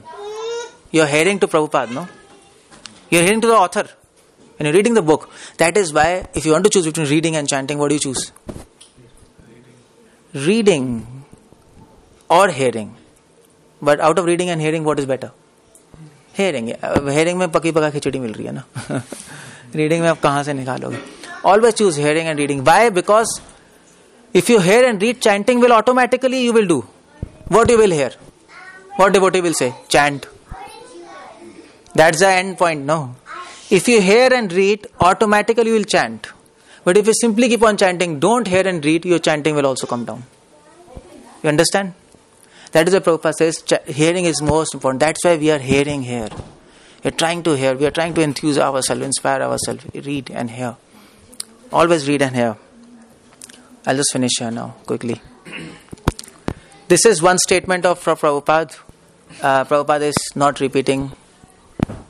See this statement. This statement, anybody can. This statement is from Krishna book. I know it's not coming fully. Prabhupada has written Krishna book. You know Krishna book. This is one statement. What is this? One gopi is saying to Krishna. Can you read this? We are simply your maid servant and slaves. Please, therefore, accept us by showing us your beautiful lotus-like face. These gopis are saying to Krishna. Anything unusual in this statement or simple? It's simple, no? Can you find anything unusual? So when you read Prabhupada books, you have to focus. Every statement has different levels of meaning. I'll show you. There are at least 10 meanings I can get out of this statement. At least I. But I'll tell you 3 of them. The rest of them I'll tell you, you will say I'm mad. But you see, one thing is, Prabhupada is saying, we are simply your maid servants and, what is this? Slaves. This is what Chaitanya Mahaprabhu has taught us. All acharyas, Madhvacharya, Ramanacharya, they said, serve Krishna. Become his servants. Mahaprabhu said, okay, we want to become servants, but more than that, we want to become slaves. You know what's the difference between servant and slaves? You know? What's the difference between servants and slaves? Servant gets the remuneration, but slaves don't. Yes, one difference. Servants get their pay, but slaves never. Servants, after their service, they might get pay, they might not get pay, might not also, but definitely nobody will beat their servant. But slaves, After they serve, they get good beating. No, that's why slave. He's a slave. So that is what Chaitanya Mahaprabhu taught us. This highest level of devotion, which is found in Vrindavan, we are following that. Our mood is, Krishna, you engage us in your service and you exploit us. This is a very big concept, I mean to say, very big concept. This is what slave is, no? Slave, you exploit slave, no? Use and throw, no? That's slave. And many people used to kill them. He's my property, I'll kill them. That's what devotees feel. I am property of Krishna. Krishna, you use me or reject me, but I'll keep on serving you. You give me happiness, you don't give me happiness. You give me satisfaction, don't give me satisfaction. No problem. Please, but allow me to serve you. I am satisfied in that. Don't you think that's the highest level of devotion? You can really think about it or what? Really, it's difficult to conceive this. Difficult to practice this. So our prayer to Krishna is, Krishna exploit us. If Krishna exploits you, it's your fortune. God. And God exploitation is always good. Don't take exploitation in negative terms. When God kills somebody, he gets liberation, no? So when God exploits somebody, he will be benefited. He will go to spiritual world. That is why God will not even, I mean to say, not to talk about blessings. He doesn't give blessings so easily. He will not exploit so easily. He will not do anything with you. Because so you know him, what do we say? That person, Ashwathama. You know Ashwathama? So Ashwathama once came to Krishna. And he said to Krishna, Krishna, you give me a chakra. Chakra? Krishna told, okay. So why do you want my chakra? So Ashwathama told, see Krishna, practically, frankly, I want to tell you, I want your chakra to kill you. I don't speak lies, I am Brahman. So Krishna told, okay, anyway, I have given a vow, take my chakra, if you can take it. So Krishna, can you close that? So Krishna gives that chakra to Ashwathama, and as soon as the chakra was coming near Ashwathama, it became so hot. Ashwathama told, I can't. Just take it back. I can't take this. Krishna, I forgot planning to kill you. Forget it. Just take this. He was psyched out. Then Krishna told. Then Balramji told, Krishna, just kill him. Forget it. Just kill him. He's also foolish. He's asking your chakra to kill you. Like, this is height of madness. Just kill him. So Krishna told Balram, everybody's neck is not so fortunate to be touched by my Sudarshan. So to be killed by Lord, that's good fortune. He'll not do anything with us. With non-devotee, he doesn't do anything. So that's where this prayer. Okay, this is one level. You get, it's very deep. It's not easy to pure unconditional love.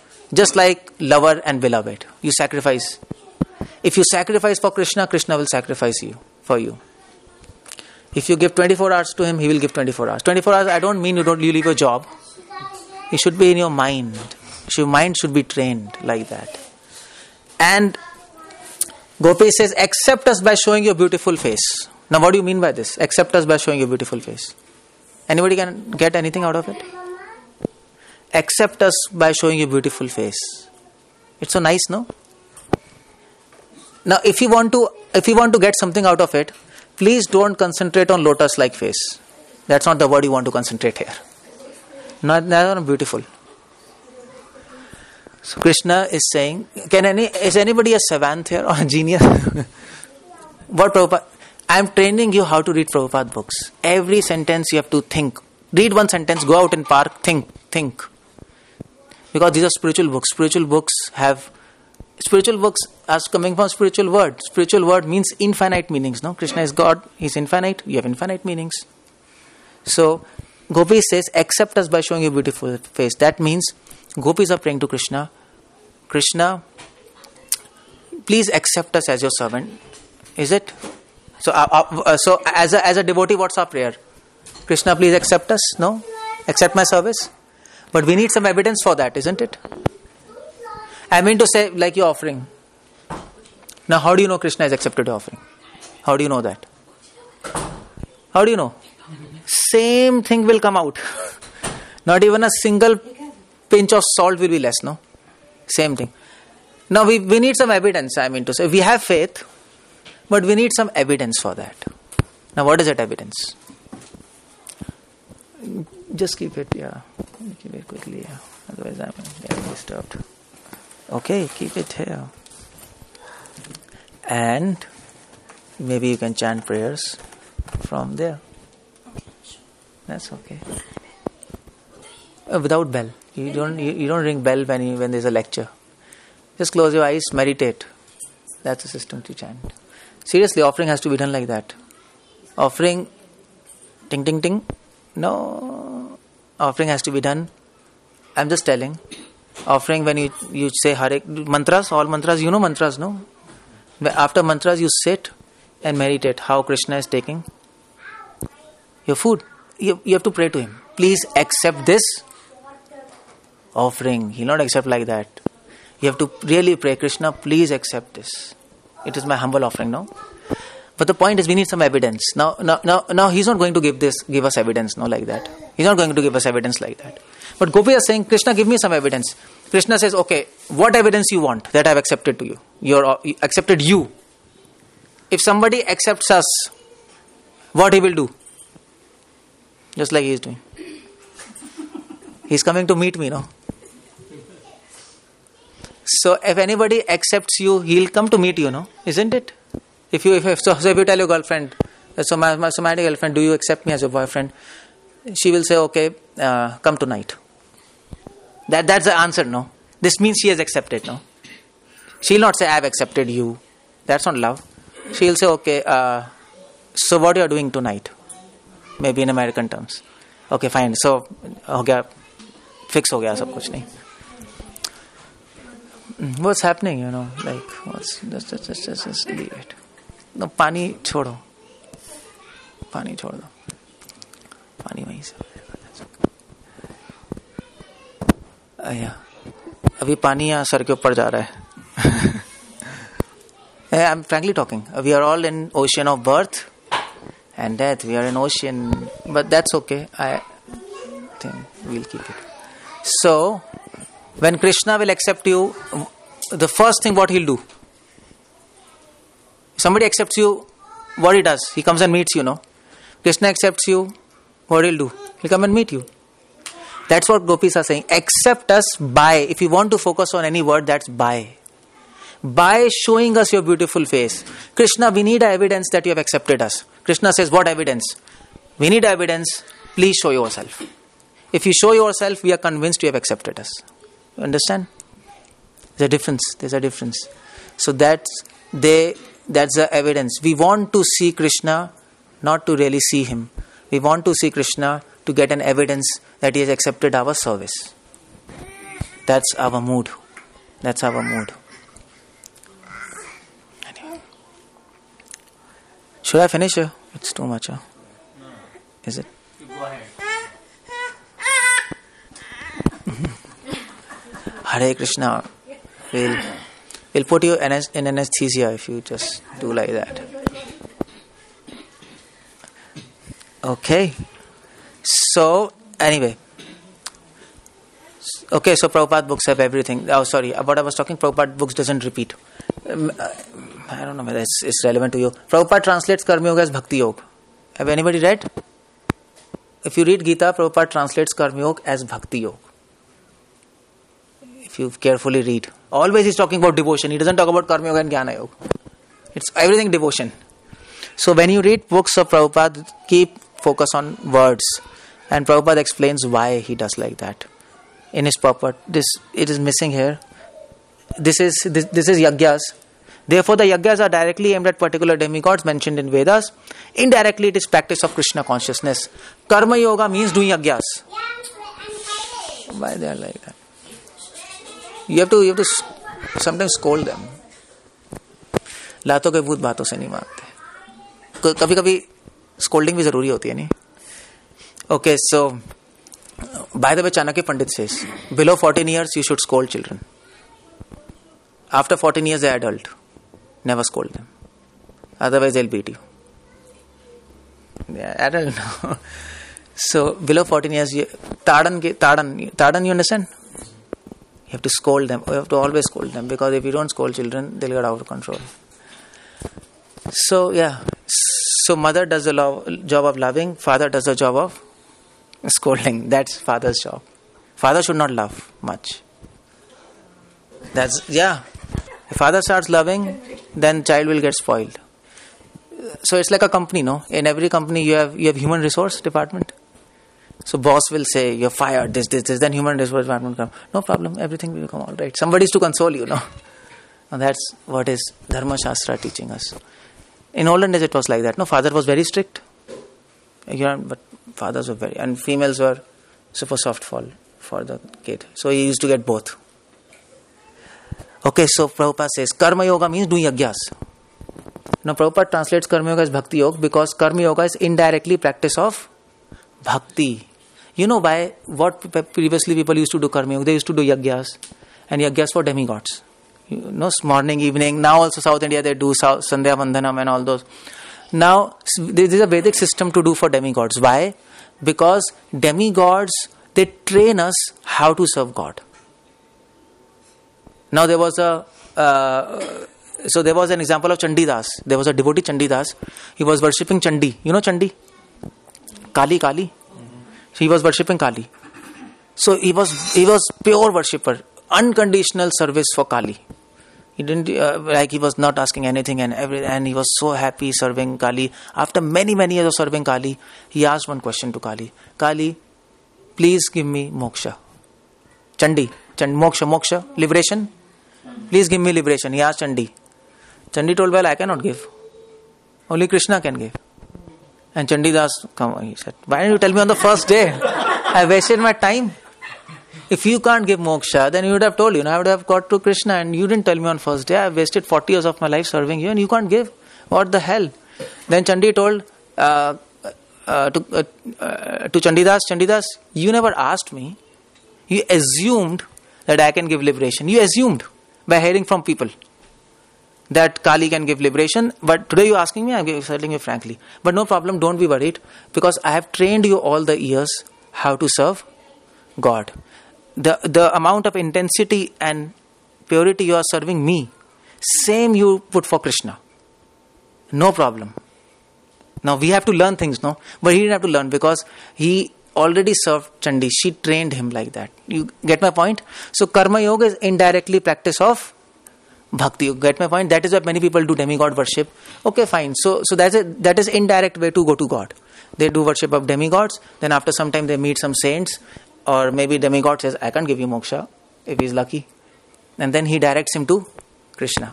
So no problem. That's an indirect way. But we take to direct way. Why don't you directly come to Krishna? That's a common sense. So that's why Prabhupada translates Karma Yoga as Bhakti Yoga. So you have to keep track on words. There are so many words. Prabhupada gives different meanings to different words. Keep track on word to word meaning when you are reading Gita. Prabhupada translates Buddhi Yoga as. So if you want to translate this word Buddhi Yoga, how do you translate? What is the literal translation for that? What is the translation of Buddhi? Thinking of Krishna. Intelligence Yoga, no? But Prabhupada doesn't translate intelligence. Prabhupada translates Buddhi Yoga as action. Buddhi doesn't translate as intelligence, but action. You know why? Because intelligence without action is foolishness. If you plan something, if you don't execute, what's the use? Oh, you are there behind. I can't see you. This like, you can come here. He was only telling in the car. You have to do. Just do it. Don't just keep on thinking. Thinking doesn't make change. Action makes change. So what's the use of that intelligence if you keep on thinking and don't do anything? If you come into program, yes, I will chant tomorrow. Next program, I'll chant. That's not intelligence. Intelligence is start from now. Because if you don't do, without doing, you will not understand. Just like if I tell you dance. If there's a dance party going on, if I tell you dance and you're sitting in one corner, no, and you're all dancing, you will say, well, come. No. It happens, no? And then one of you go and pull him, no? Pull him in the dance. And what will happen? As soon as he's inside, he also start dancing, no? It happens with all of us.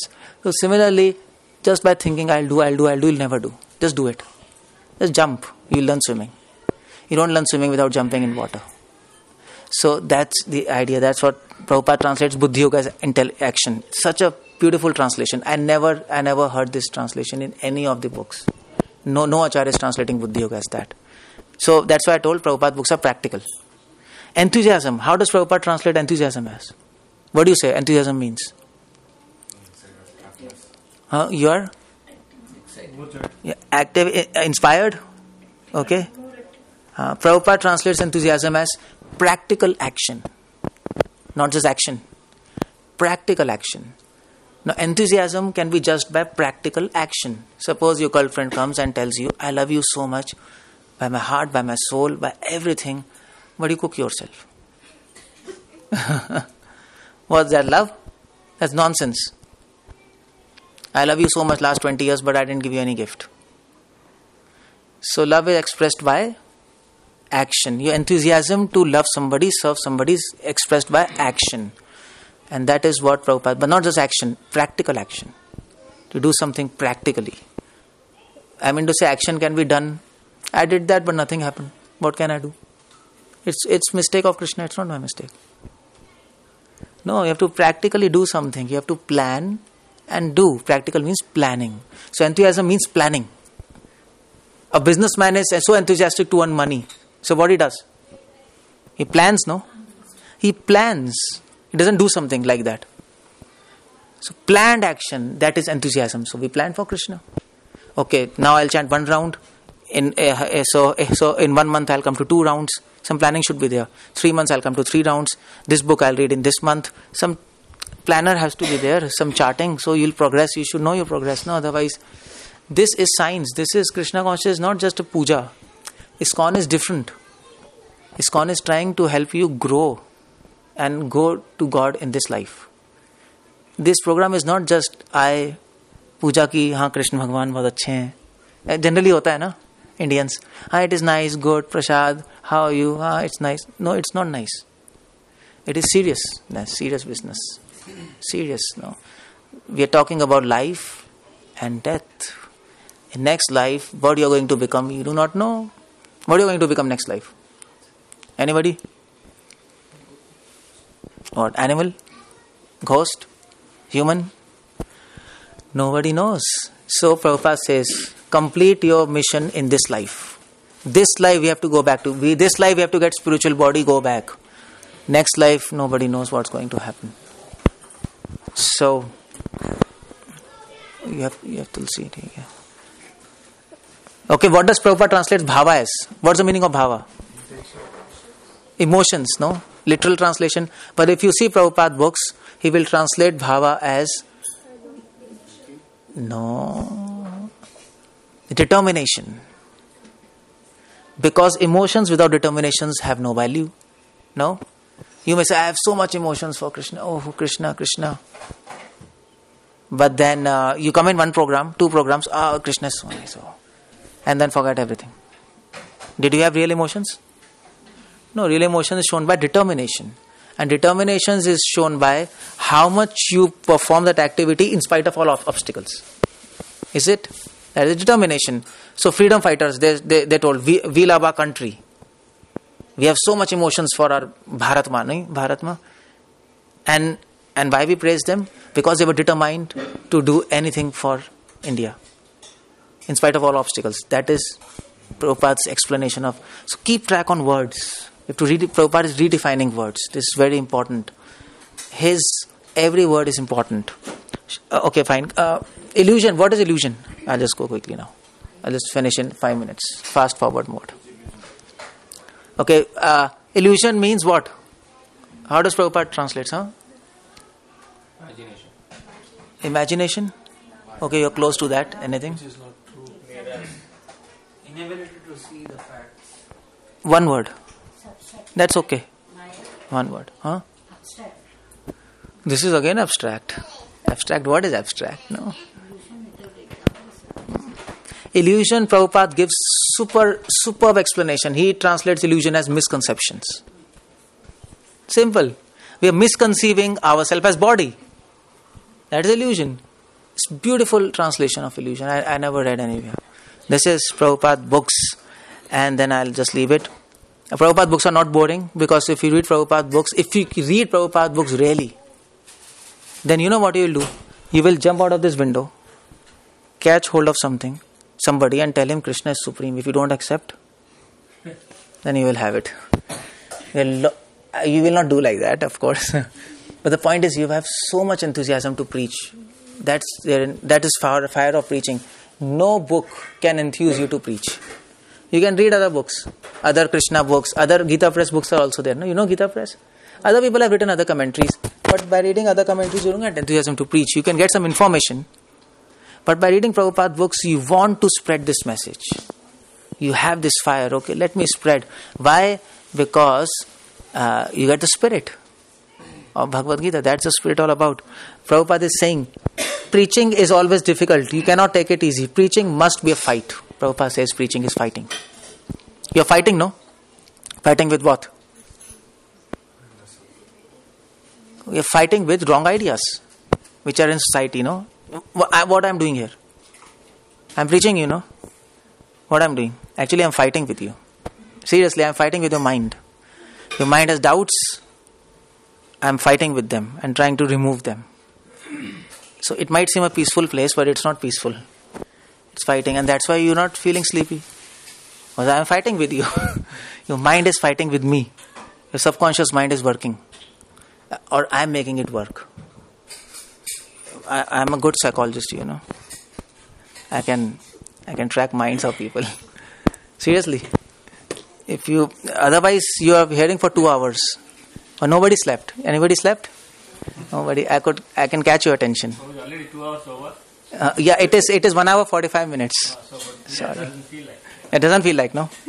I can speak for 4 hours and you will not feel like. 100%. Because if you read Gita, you will become the best psychologist. Gita will help you understand other people. So not only God. If you can read Gita, you can scan in this material world very good. In your material life also it will be good. You know, you can please know people, how he's thinking, what he's going to do, what will happen. You can scan people. That's Gita. That's knowledge, no? My knowledge you can scan, no? So preaching is fight. And just see, this I got a quotation from letter of Prabhupada. And Prabhupada is writing in this letter. This 1970. This beautiful letter. Can you read this? And you get some kind of shock. Please accept my humble obeisances. I beg to acknowledge receipt of your kind letter dated 24. Okay, wait. This Prabhupada is writing a letter to a devotee. He's writing a letter to a devotee who is very old in America. And now what he's writing, just read it. And I am very glad to learn that your last responsibility in family affairs are now discharged. Your 2 daughters are now married. Now in this ripe old age. In this ripe old age. This means this guy should be around 65-70 years old. Now daughters hoga, sab ho gaya. Ripe old age.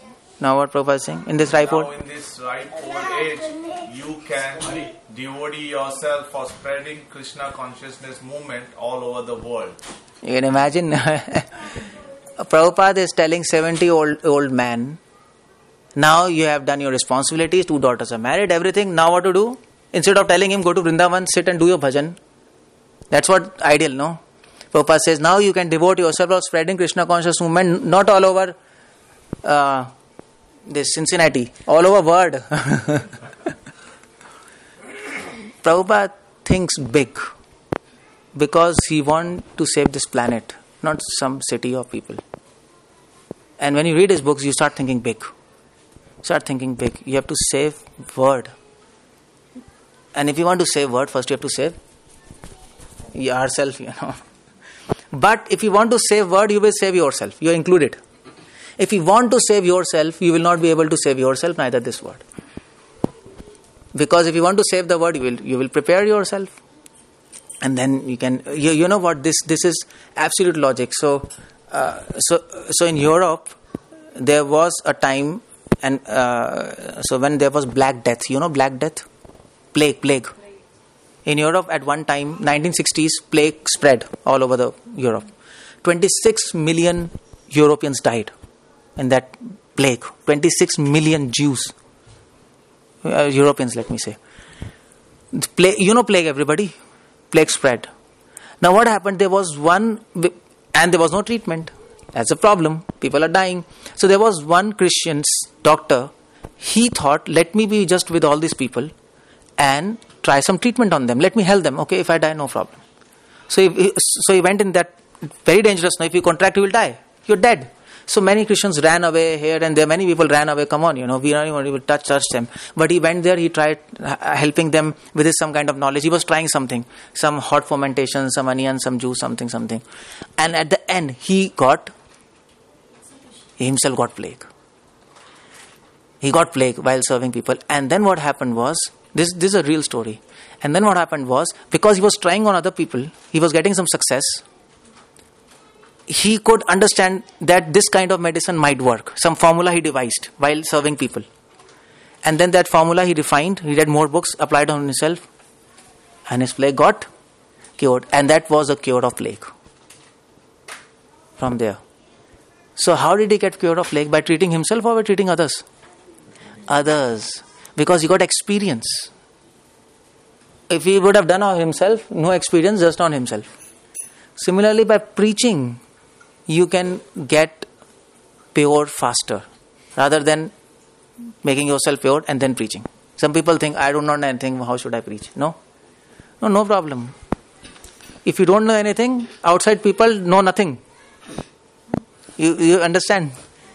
If you think you don't know anything, they have absolutely nothing. They even do not know who is Krishna, who is Radha, what is Supreme Personality of Godhead. What do you mean by that? So just speak, just spread this knowledge. Whatever you can. It's not necessary to give lecture. Just speak to anybody. You can preach to your kid. You can preach to your servant if they're servant. Husband can preach to wife, wife can preach to husband. When husband comes in evening, wife can say, okay, I prepared a lecture, sit down. And he has to sit down and hear you. No, he has to sit down. So the tendency to boss over in wives, you can use it in this Krishna conscious way. So it will be good. It's a good thing, no? So anyway, I'm just joking. So point is, by giving, you get more. By taking, whatever you take, that's also destroyed.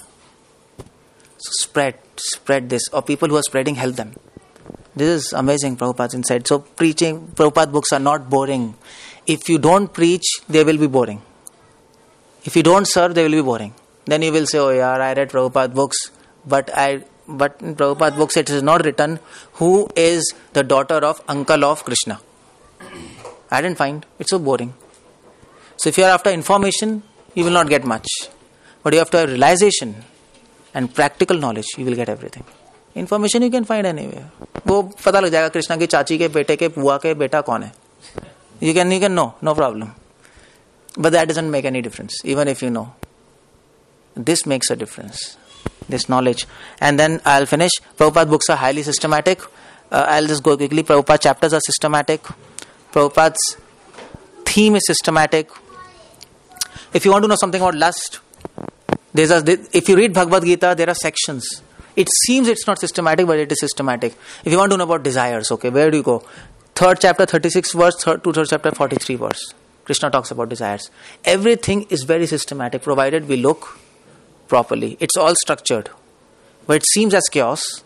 There are no points, but it's structured if you carefully look at it. If you want to know about soul and super soul, 15th chapter 16th verse to 20th verse. If you want to know about faith, 9th chapter 11th verse, everything about faith. If you want to know about hearing, 7th chapter 1st verse. If you want to know about symptoms of pure devotee, 10th chapter 9th verse. I'm trying to impress you on the point that things are systematic. Just you have to read it carefully. Everything, all Gita, all books are divided into topics, into themes, into a logic. And I'll just go on. Last excuse, no time. What is the answer for that? Now, even after saying this, finally you will say, Prabhu, no time. You wasted your time. 2 hours on me. Because no time. So, what's the answer for this? Anybody? What's the answer? Yes. You have to take out time. You have heard this? Where there is will, there is a way. Very simple. Very simple but very powerful. If there is will, there is way. People who are chanting 16 rounds, you know, all of you. Like initially we asked you to chant 1 round. No time, no. Yeah, 1 round, no time. I mean to say, yeah, frankly, no. Everybody, people say, like, how many rounds you are chanting? 16. Okay, now, but how many people are chanting 1 round? 1 round, how many people are chanting here? Some people 2 rounds, 3 rounds, 4 rounds. Okay, some people. So it's difficult, to find time 4 rounds. But when you keep on chanting, same time, same life, same person, you're chanting 16 rounds. How do you get that? How do you do that? How does it happen? Because Krishna, if there is will, if you have a will, Krishna will inspire you from your heart. You can take out time like that. He can expand time, no? You may not feel it, he is expanding, but he'll expand time. He can contract time. In sadness, you feel time is very long. In happy, goes like this. So there's expansion and contraction. And especially if you go to science, I mean to say relativity also says time expands and contracts. It's not something bizarre. So if relativity can do that, why can't Krishna do that? Krishna expands. So there is time, there is will. I was in Omaha, there was one couple, I was telling them, please read all this seminar. Then I told, where there is will, there is way. Then they told me, Prabhu, actually no time. I told, come on. Where there is will, there is way. And his wife told me, yeah, actually, then she thought about it. Yeah, there is a way. His wife told me, yes, we have time. When I go to office, I have lunch time. And lunchtime I simply waste eating and gossiping around. So I'll just eat lunch in 15 minutes. I'll sit in my car, read 45 minutes there. So she got an idea, no? You got an idea and you can spend time. So you can get time if you want. But you will want to read books if you get interest in reading books, no? And you will get interest in reading books by how?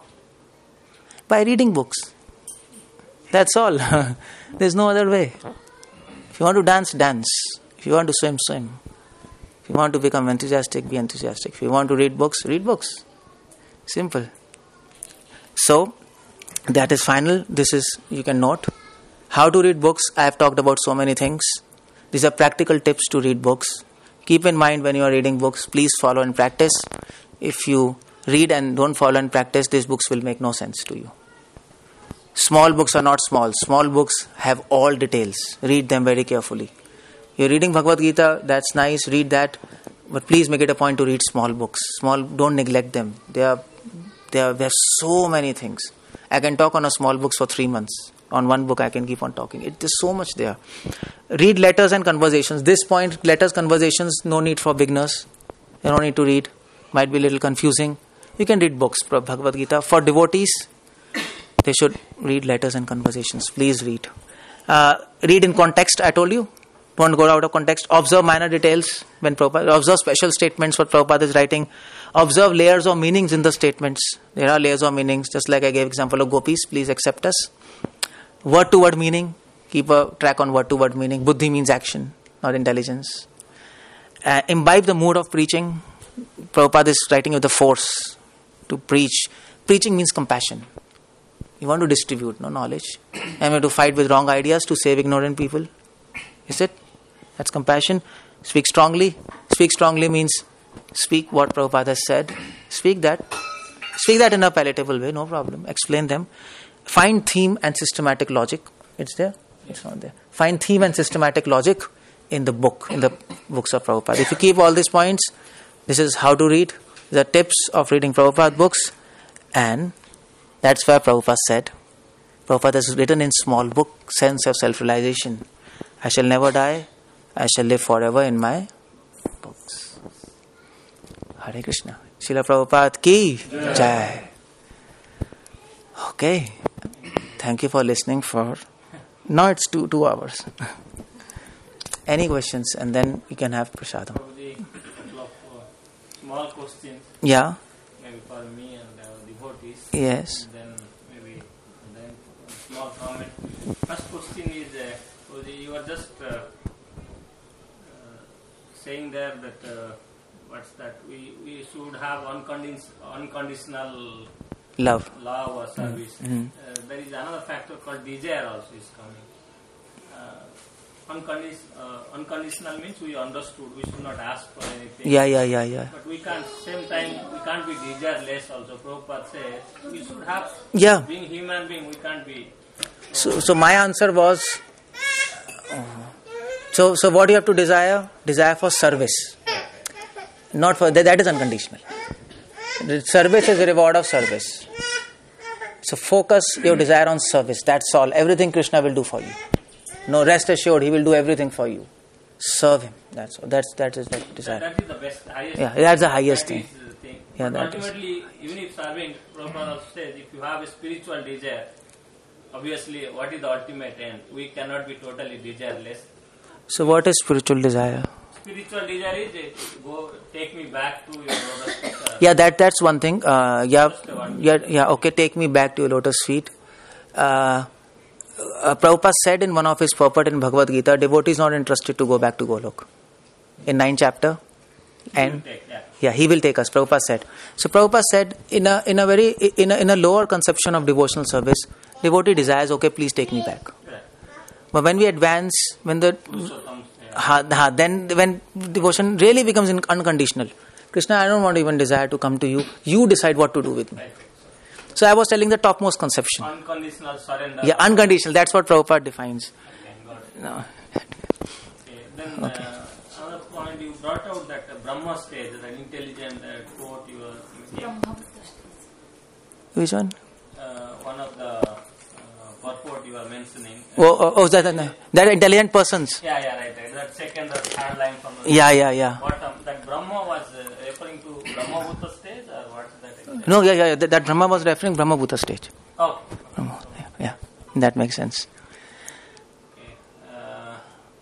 Then one more thing is, as you rightly told, we should not take things out of context. Yeah. Like slave is a big word. Like surrender means everybody will stay. Yeah. And we have a tendency, Prabhuji, just to read from here and there different places. Yeah. As you absolutely told, like so many devotees come, they repeat. Again you repeated, that's nice of you.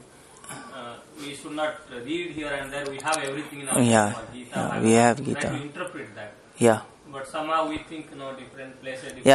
That's you understand. We are not.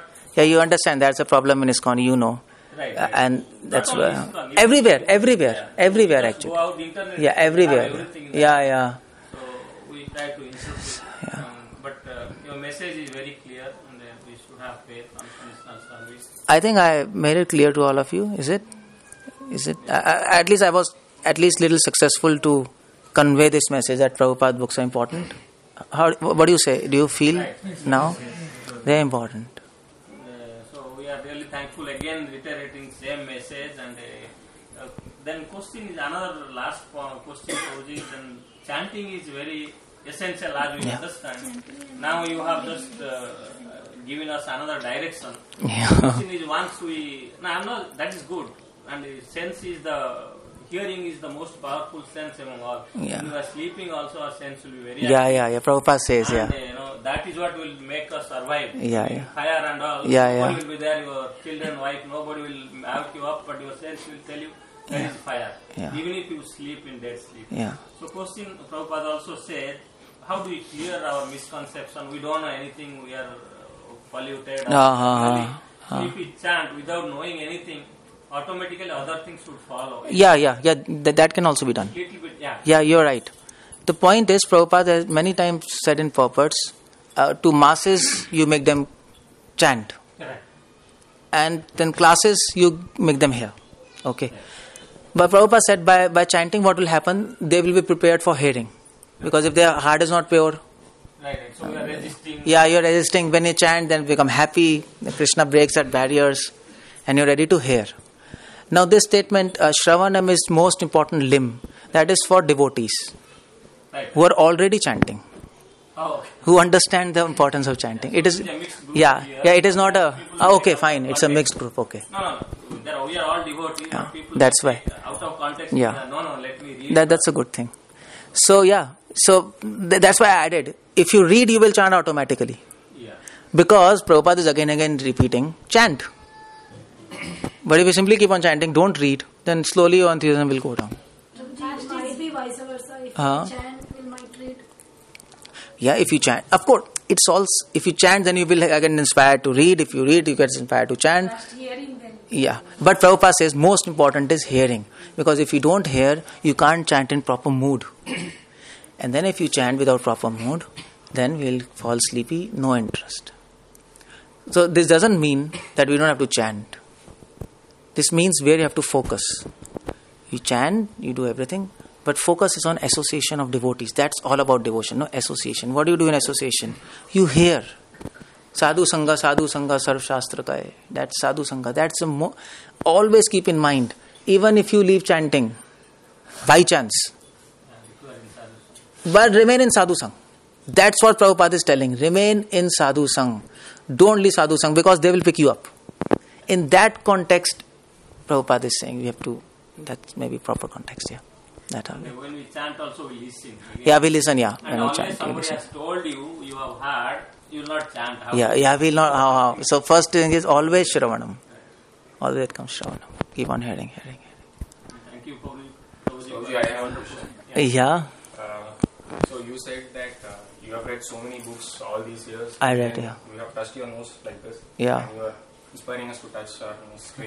Yeah. So you have had this experience of going through everything and then probably reaching this. But the problem we are facing is, since we are all from India. Yeah. And we worship so many gods. And that thing is, we are fighting that. It's very difficult unless and until we read through so many things and really get convinced. It's always there. It's very difficult to take that out. I don't know how to put that. Even if you... I understand your point. Read some simple verse from Srimad Bhagavatam. I just read it through online.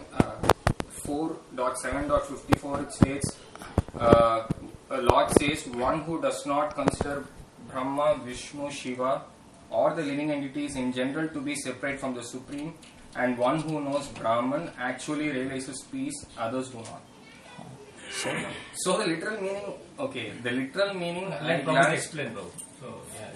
What I understood from this is, we should not consider Brahma, Shiva or Vishnu to be separate from the Lord. So what this means? That's why we need devotees. Separate, for example, you know what this means? I know what you're thinking, and it means exactly the opposite. Right. Because literally this means, if you look at superficially, that they are all one. They are not separate now. Right. They are all one. Brahma, Vishnu, okay, fine. But actually, if you really think, this is totally different, because Prabhupada is saying not separate. If you say that they are separate, just think opposite. Okay, Brahma, Vishnu, Mahesh and Shiva, they are separate. This means that you have many gods. You are separate. Independent gods. Right. 1, 2, 3, 4, 5, 6, 7. Shiva is supreme, Brahma is supreme. They are all separate gods, no? But Prabhupada is saying, no, don't consider them separate. They are one. All are devotees of Krishna. Just like son is not separate from the father. Girlfriend is not separate from the boyfriend. So devotee is not separate from God. That is why he says, don't consider them separate, independent gods. That's what you have to add there. Don't consider them separate, independent gods. They are all servants of God. And that's how you explain this line. And if you read Prabhupada books, the explanation will come. So, half knowledge is... Yeah. But it's not your fault. That's why we are here. That's why we are here. I mean to say, I was also reading some books and I was getting super confused. But you have got an opportunity to get this devotees association. You can ask questions. I mean to say, I was reading so many books, nobody to ask question, And if practically, I was reading Vallabh Sampradaya and Embark, Madhava, and if I used to go to some Swamiji Vallabhacharya is saying this, Namakacharya, Madhvacharya, you are saying this. He said, what the hell, He doesn't understand what I am talking. So, it's so complex. So, Prabhupada says, make things simple. Simple. Because the point is, we have to perfect our lives. There's no time. So, you're right. To get conviction, you have to read. You're right. I agree to your point. So, read Prabhupada books. First, everything is there. When you are done with foundation, then you can read others, no problem.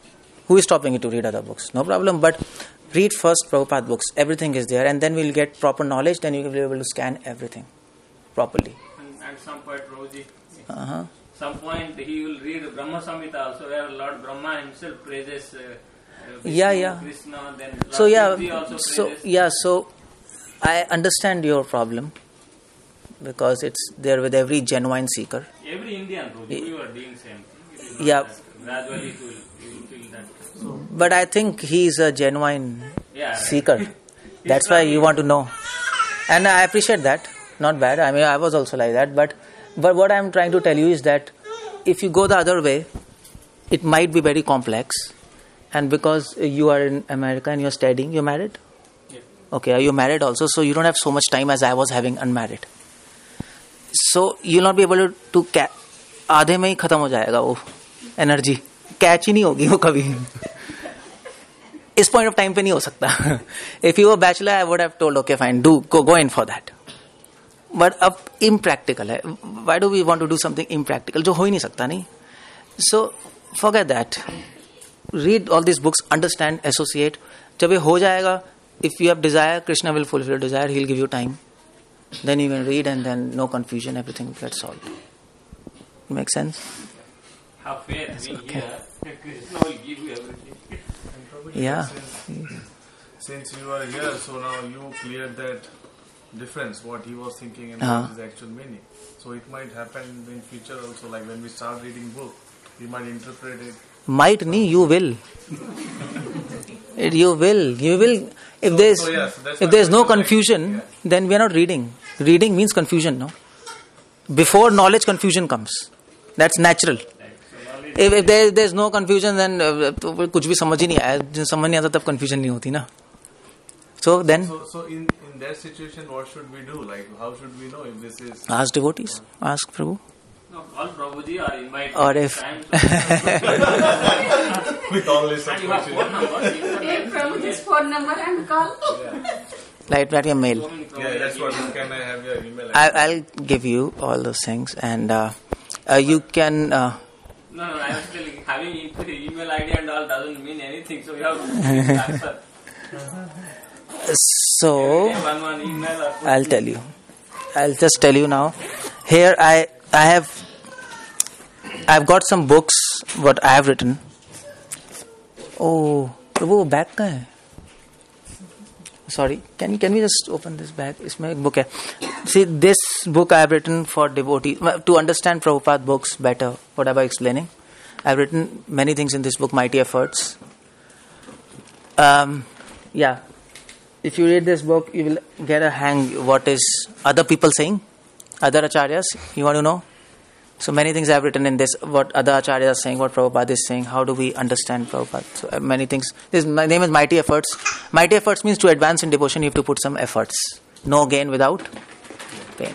Little efforts, no? And this is one book in science. I told I preach to scientists. So this is one book, Science Fails to Explain Life. This is what I am preaching in Stanford. So I just went to Ann Arbor, Michigan. I went there, presented a seminar. Now I'm going to Stanford. I did in Harvard outside. So there I was talking to Americans. Science fails to explain life. Science have no idea what is life, what is definition, what is origin of life, what is life, how science can tell us what is meaning of life. Why do we look up to science for meaning of life when it doesn't explain life? So I've explained everything. What is history of life, how science cannot explain life, in simple terms. It's not something difficult. I have not used complex words, transcription, translation. I don't know, you're not medical background, no? So it's simple, no simple language. And I've explained this. If you want these books, you can get. And last book is, and by the way, I just tell you my mail also. And this is one book for you all devotees. You are asking doubts, so many doubts you might be having. To whom to ask? So I've written a book, Crazy Ideas, for crazy people. Crazy people means crazy doubts.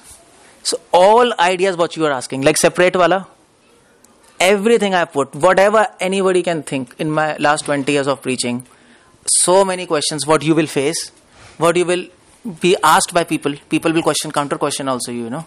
Why are you doing this? Why do you eat back? Why vegetarian? Why Krishna only? All these questions are there and answered with logic, with arguments and scriptural evidence. So if you want all these books, some of whatever books you can take, and I mean to say, I'm just showing you this because it will help you to understand Prabhupada books more better. And I have 2 CDs. One is English. Oh, sorry, CD here. DVD. This is a DVD. So this is all English lectures what I give. What I gave this previous time or this time. And I don't know how much Hindi will be relevant. Anybody Hindi one? Yeah? Hindi यहाँ पर है तो English में क्या बोल रहा हूँ मैं इंग्लिश में क्यों बोल रहा था फिर मैं because I'm in America. Some of us don't. Yeah, probably my Hindi you'll not understand. I speak very fast Hindi. Probably I speak English also fast. Anyway, this is Hindi. Like this is complete Bhagavad Gita. Every verse, I've commented on every verse, every chapter. So this is a DVD. So I lectured for around 3 months, and all those lectures are here. So so if you come to programs, we'll be having programs. In those programs, I'll talk about the logic of Gita, how Gita proceeds and everything. Then you get a hangover. But these are books and CDs. If anybody wants, you can take. And my site is puredevotee.com. Simple, pure devotee. Somehow I got that. Puredevotee.com, I got that. And that is English site. And Hindi site is bhaktinews.com. Yeah, Bhakti News, simple. What Bhakti News?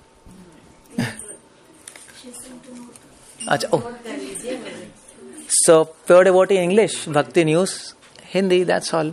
So you can go there, ask questions, whatever. If you want these books, you can take. And again, thank you very much for having patience for 2 hours approximately, 2 hours 15 minutes.